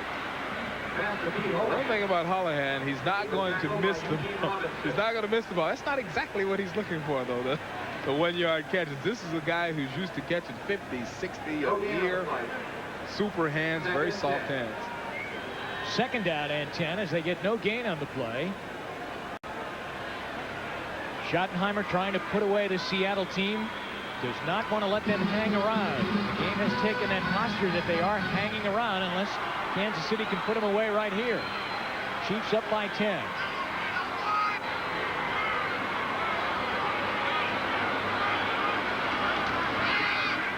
DeBerg, Rob Thomas, and he stretches out of bounds just a yard shy of a first down to the 26-yard line. Now DeBerg saw something there. He made an audible, and as a result of the audible, he brought the outside receivers a little bit closer to him so he could make a two-step drop and flick the ball out to them quickly. There's Rob Thomas running off, coming out of the Chiefs offensive lineup now. They are 3rd down and 1 at the 26-yard line. Jonathan Hayes is in there. They have 3 tight ends in right now, as Troy Sadowski and Pete Holohan also come in. Okoye gets it, and that's an easy call, isn't it, on 3rd down and 1? First down for Kansas City inside the 25.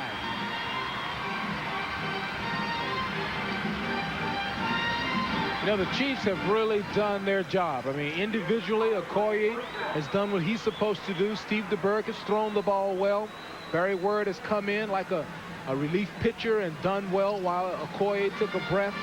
Everybody on this team has really done their part.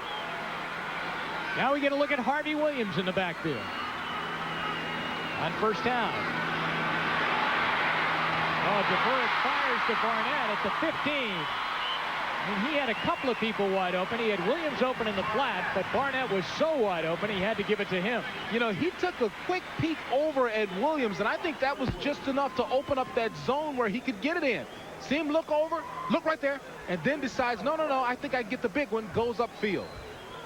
That's the veteran quarterback that can do that. Wooden brings him down on the tackle.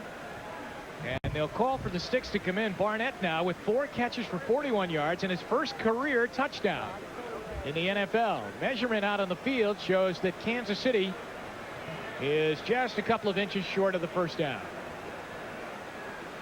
which is usually Okoye territory, but I noticed that Williams is in there, and now Okoye will come out. He's coming out of the huddle right now. Here's Christian from the sidelines. Joe Pendry telling him to come out. Okoye, a proud new father, brand new baby girl, 3 weeks old. Imagine this big 298-pound guy says he likes to wake up in the middle of his night when the daughter is crying. And her name is Christiana Okoye, very close to daddy's name. 2nd and inches. Williams. Touchdown.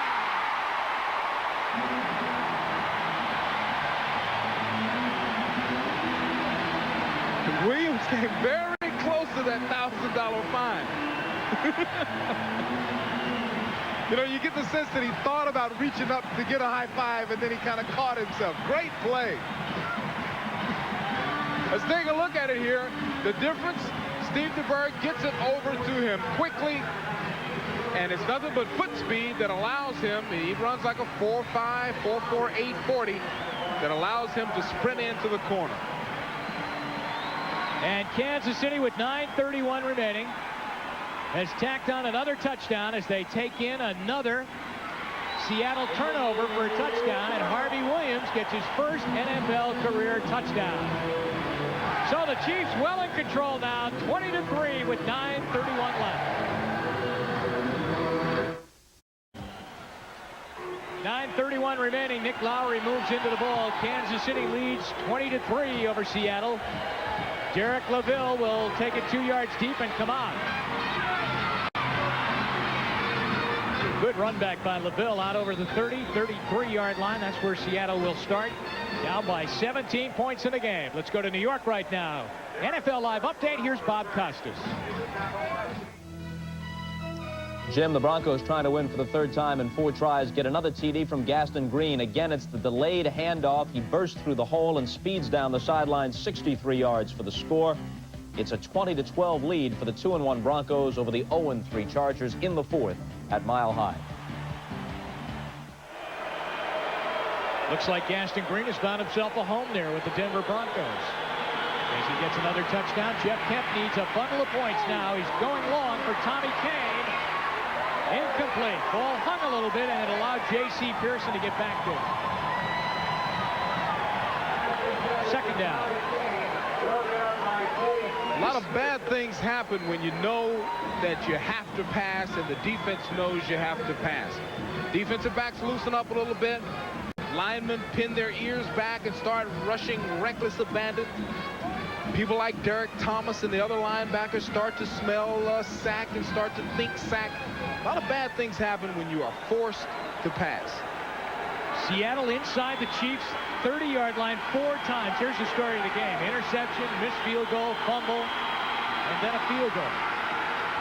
They just have not made the big plays, and he kept getting hit as he was releasing the ball.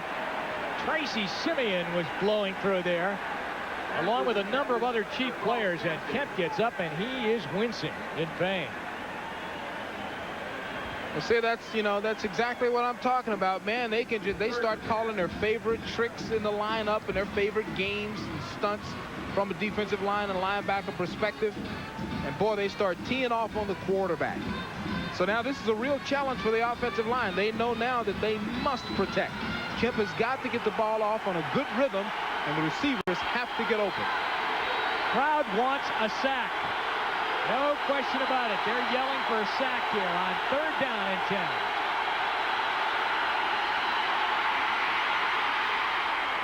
And the ball is caught over the middle by Blades. He will fight to try and get the first down. He needed to get to the 44, and Derek Thomas and Chris Martin bring him down.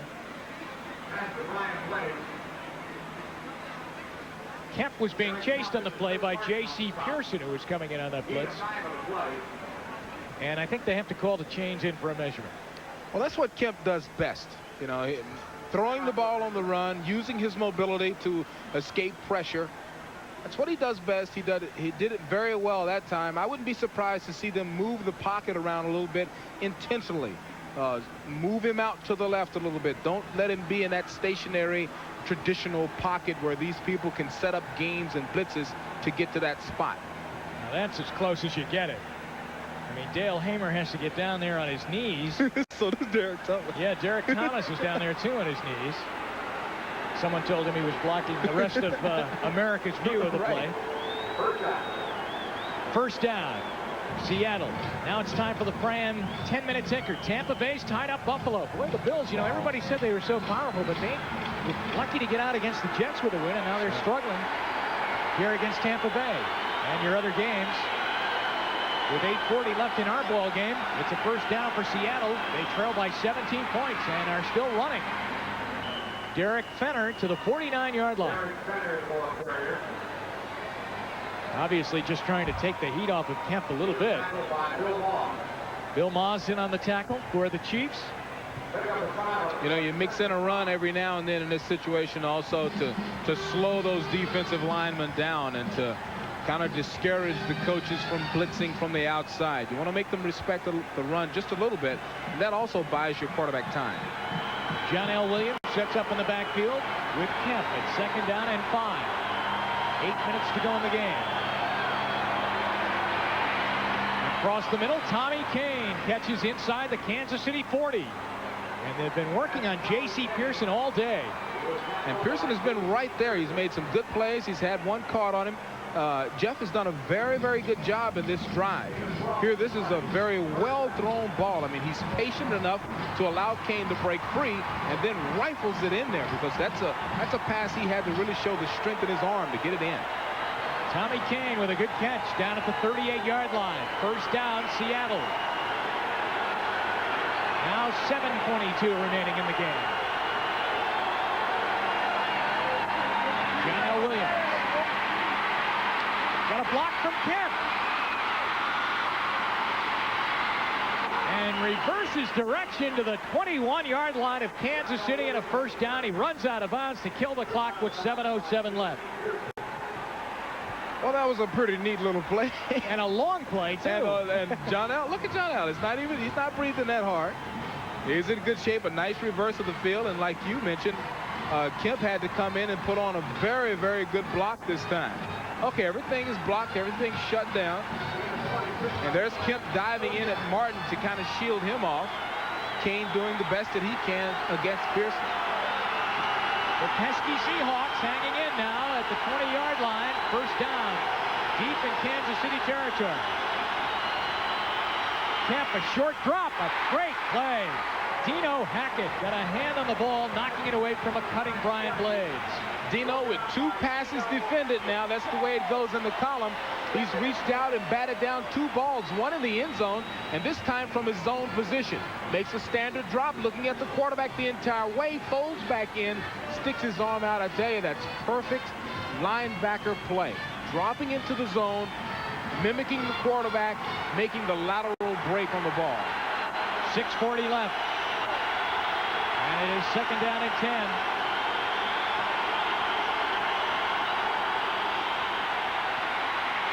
Kemp over the head of his tight end Mike Tice. That's the first time he's gone in Tice's direction this afternoon. So it will become third down now as Tice heads back to the huddle.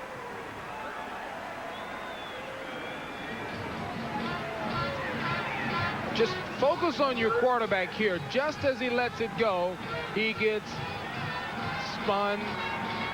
You know, just a pocket collapsing around here. Sully Moore in, wrapping him up. All right, it's third down and 10. Shotgun for Jeff Kemp to buy him a little bit more time.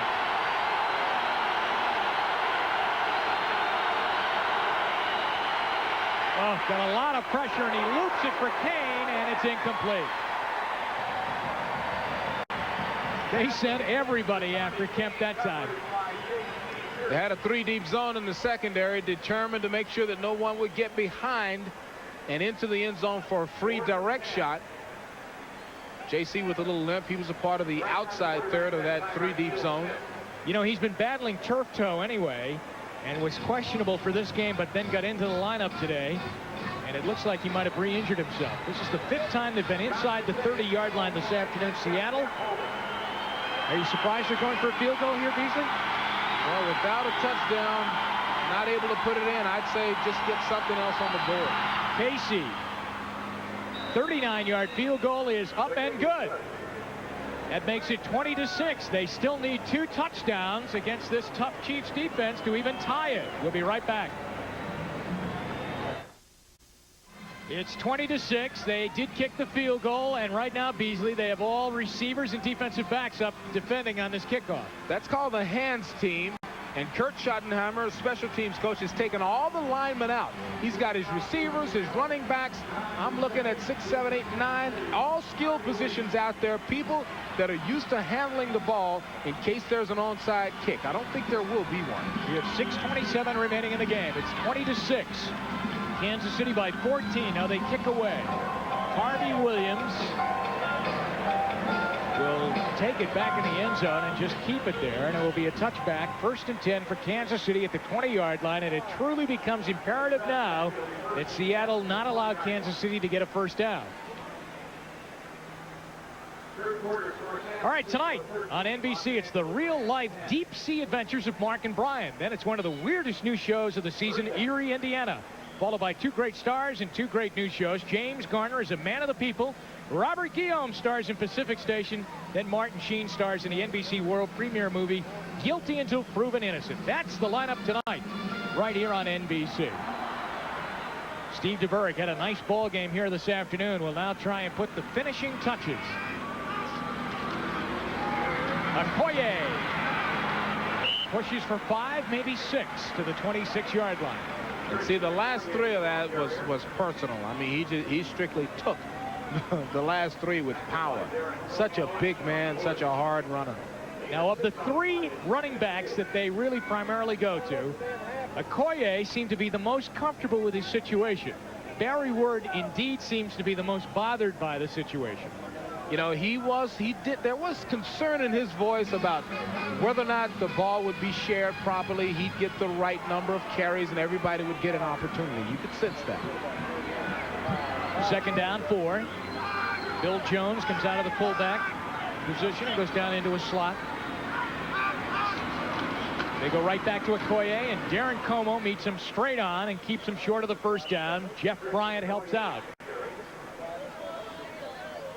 This telecast is presented by authority of the National Football League, and it is intended for the private use of our audience. Any rebroadcast or other use of this telecast without the express written consent of the Kansas City Chiefs and the National Football League is prohibited. 5 minutes and 5 seconds left.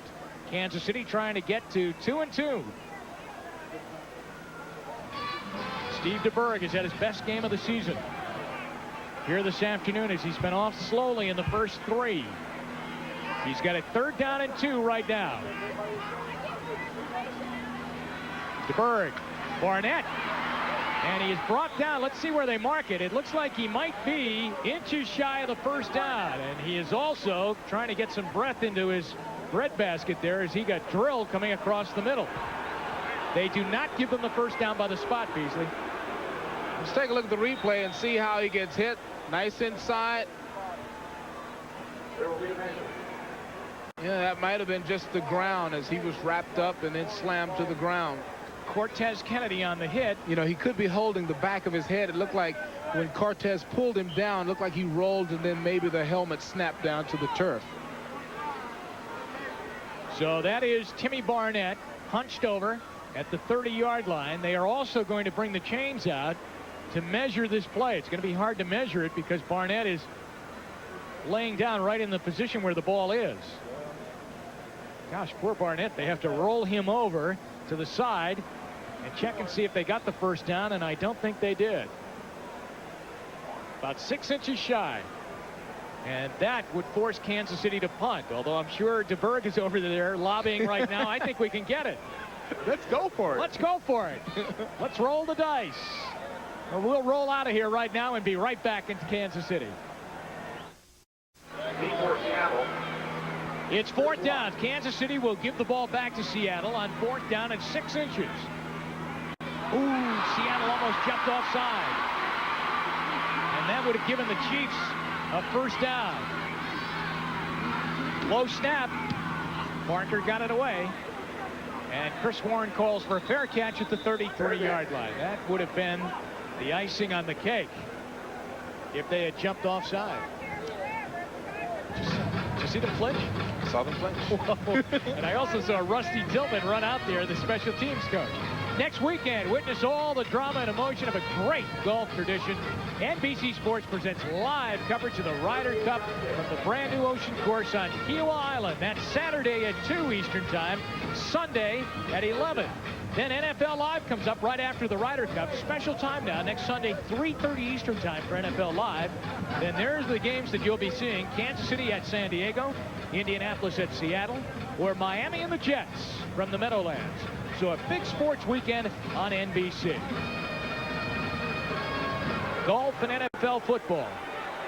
33-yard line, 4:01 remaining in the game.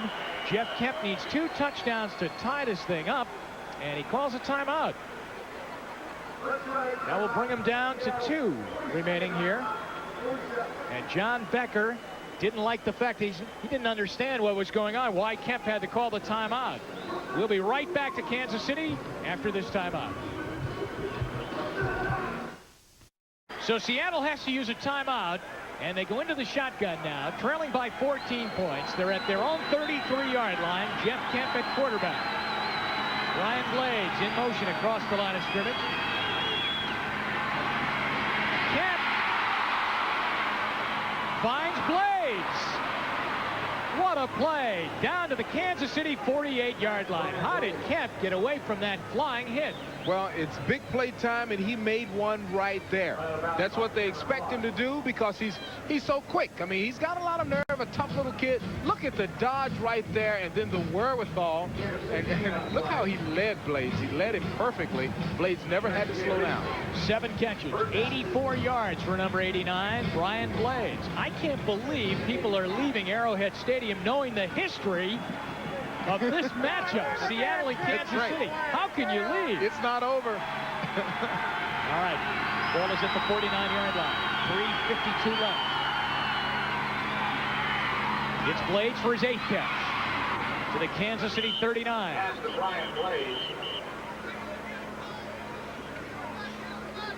We've got big games going on around the NFL this afternoon.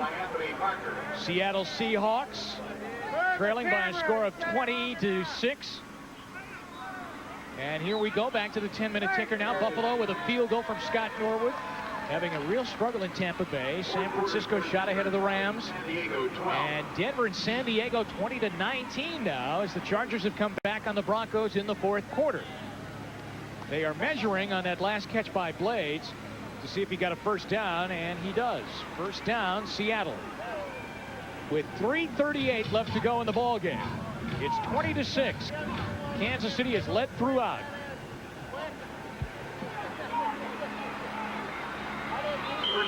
Back we go. Kemp now sets up in the shotgun with John L. Williams to his left.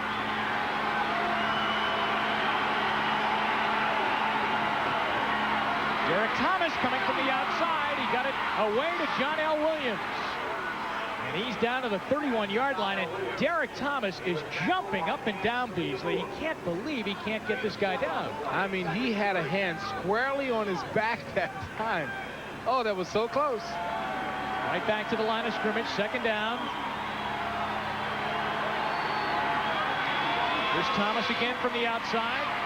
Kemp fires, Scansey catches at the 25. And this time he hangs on. The last time he caught it, he fumbled after a big gain. He's down at the 25 of Kansas City. That's a first down, and we are at 2:49. Kemp is doing a very good job against the prevent defense. They're playing a zone, laying off just a little bit, allowing the underneath passes, and then trying to come up and make the tackle. That's why they're completing them with relative ease. I mean, it is a prevent situation. They'll tighten up in a minute. Flags are down. Kemp's got Blades wide open and gets as much as he can inside the 15 and out of bounds. But remember, there were flags thrown. Here's Dale Hamer, our referee.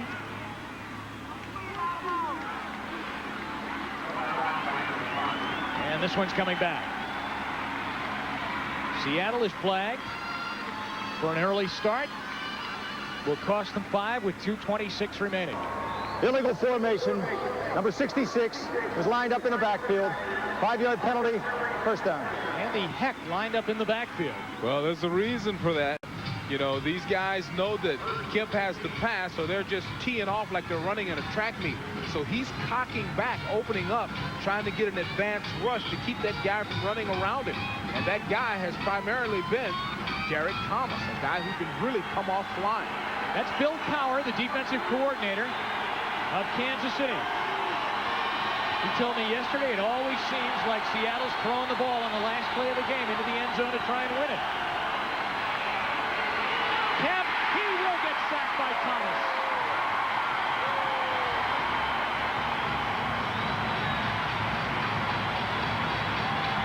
Well, that's got to be a good feeling for Derek Thomas, a sense of satisfaction. He told us, you know, he put his hands on his lips and said, shh, when we started talking about sacks. He really wanted one today. 2nd down, Kemp back again. Gets away and finds Scansey inside the 30. They'll mark his forward progress at the 28-yard line. We're at the 2-minute warning. 2 minutes left in the ball game. Kemp trying to pull off a big comeback, but he needs a lot of points, doesn't he? 2 minutes to go in the game. 3rd down and 13 for Seattle. They trail 20-6. This is the 6th time they have been inside Kansas City's 30-yard line today. And they only have 2 field goals to show for it. Getting the play clock adjusted. And we're set to go.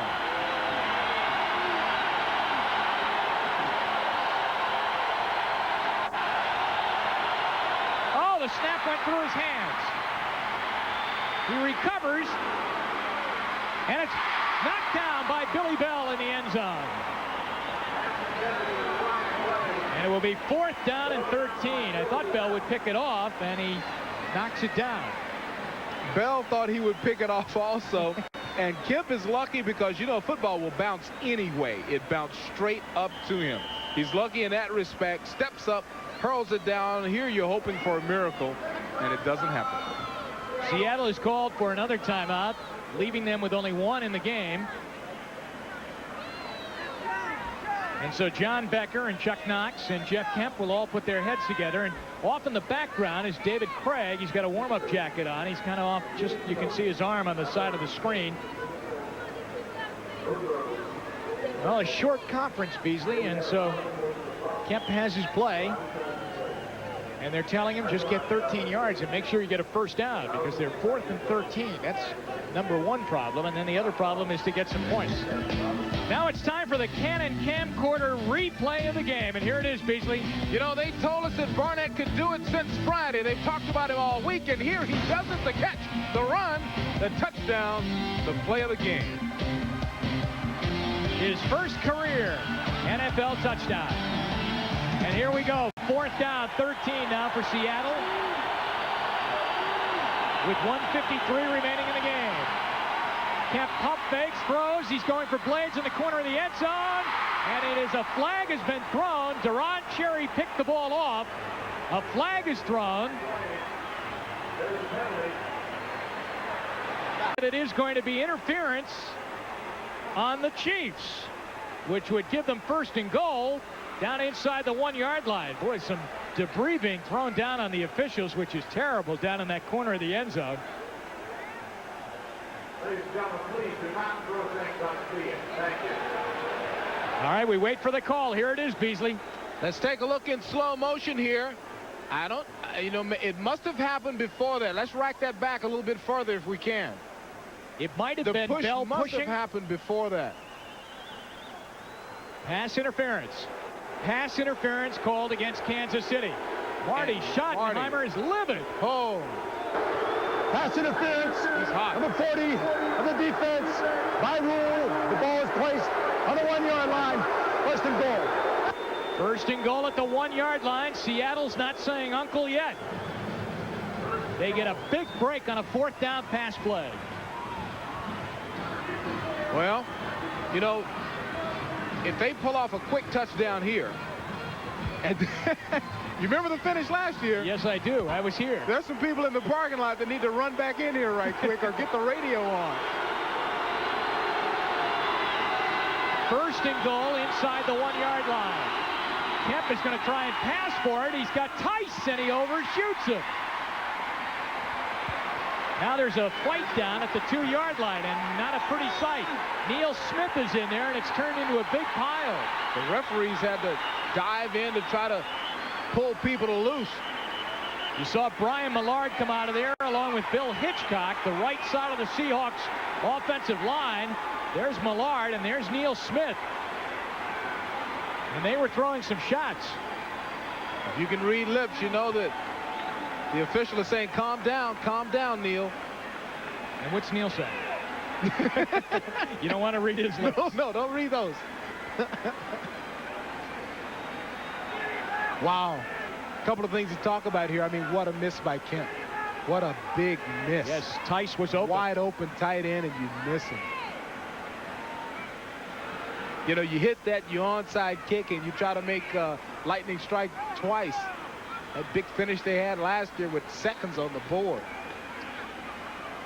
Billy Cowher standing there. Marty Schottenheimer walking away. Dale Hamer, we still have not had a definition of what's going on. Did one of the officials get scraped up there? It looks like Hamer. Can we get a little tighter on Hamer? I believe he's got a little blood or a scratch on his chin.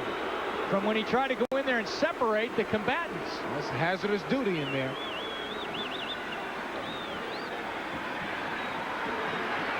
He might be kicking Millard out of the game. There's a little welt on the side of his face.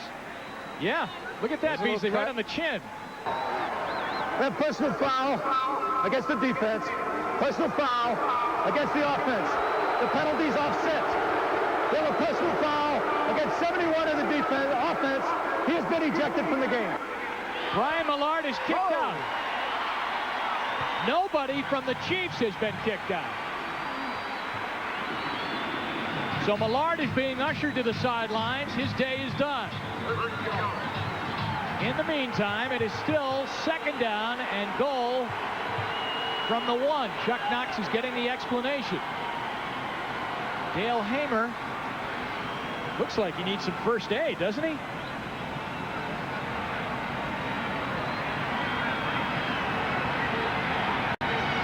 Right in the middle of your screen. Let's see if we can figure out the reason for the altercation. Okay, you see him draping himself on top of the lineman. That will obviously get anybody mad, especially when you're tired. And this big man is hanging on you. Maybe that started the fight. That's David Craig that Millard is talking to. All right, the Chiefs defense. At the 1-yard line is where they will line up. Millard, 71, has been ejected. Neil Smith was not.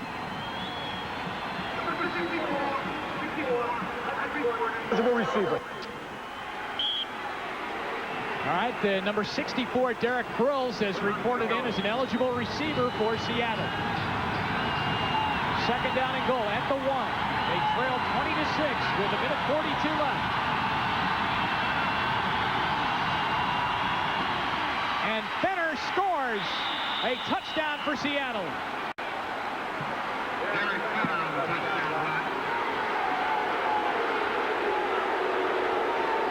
So the pass interference penalty in the end zone is very costly for Kansas City. It gives Seattle the ball at the 1, and Fenner goes in.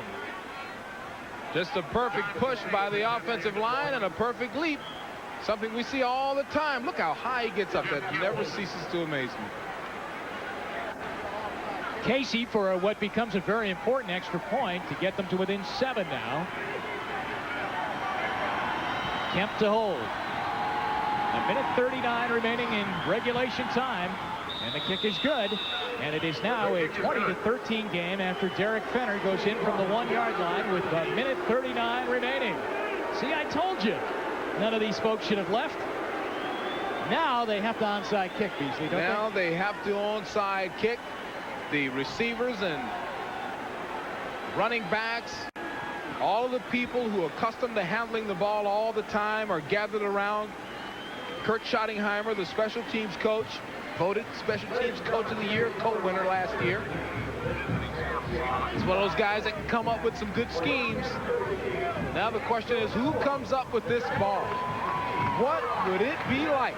Were you ever on the good hands team? Oh, yes, I was. All the time. Loved it. See, I don't think I would want the ball kicked to me if I was on the good because hands you've team. got these people coming at you crazy at about a 12-yard pop, and all they want to do is slam into you and make you fumble. And like it's you said, a massive responsibility. And like you said, that ball bounces every which way. Well, that the shape of that football is such that it's made a lot of people crazy, and that is what makes this situation so exciting. And what an exclamation point to this game. And again, we go back to November 11th of last season when Seattle beat Kansas City here at Arrowhead Stadium on the last play of the game when David Craig avoided a sack and threw and found Paul Scansey in the end zone for a touchdown. Look how they set the ball up. See, they set the ball up differently. Normally the point is sitting right in that tee so he can kick it long. It's sitting like that because that's the way, you get the craziest bounce, the weirdest hop out of that position. The Seahawks are all lined up on one side. See them? There's nobody on the near side here. Casey. You know what? He got it. Does Seattle recover? Yes, they do. Wow. It went to 10 yards. It's got to go 10. It went to 10 and was captured in the air. The Seattle Seahawks, Chris Warren has come up with the recovery of the onside kick. And with 1:37 left to go in regulation time, Seattle down by 7 has the ball at the 49. Here it is. Well, it couldn't be played any more perfect. The ball gets the perfect bounce. The early people avoid it because it hadn't gone 10. And then, who is that comes up with it? Chris Warren. Chris Warren jumps up high and gathers it in. What a play. This is amazing. Tommy Kane in motion. Kemp. Caught. Scansey. And they say he's got it inside the Kansas City 40-yard line at the 36. You know, this is the way it was last year. People started to relax. The teams, you know, KC thought they had won a football game, and then all of a sudden, look what happened. You don't let Chuck Knox and his team hang around. 1:14, clock running. They do have a timeout left. Derek Thomas. Chris Martin intercepts the ball.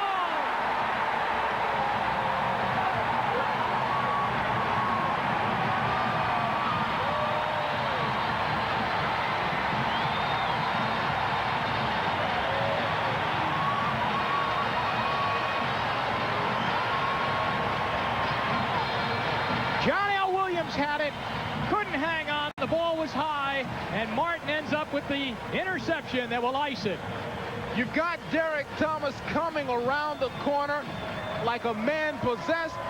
Kemp kind of feels it right now, steps forward to avoid it, gets it up too high, and then take a look at the read and the catch in traffic by Mr. Martin, and that's who he is right now. He's a mister. Chris Martin with the huge interception that will stifle a Seattle comeback that almost had history repeating itself here at Arrowhead Stadium. Congratulations from everybody on the Kansas City bench. It always comes down to this when these teams get together. 59 seconds left in our game. Let's go to New York and Bob Costas.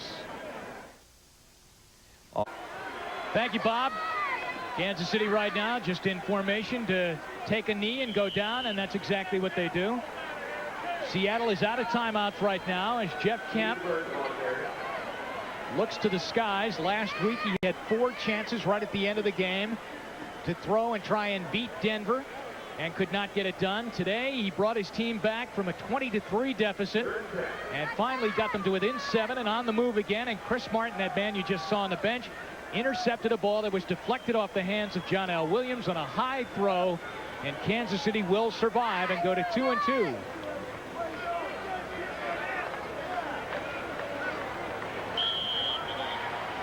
And that will do it here this afternoon as DeBerg goes down for the final time.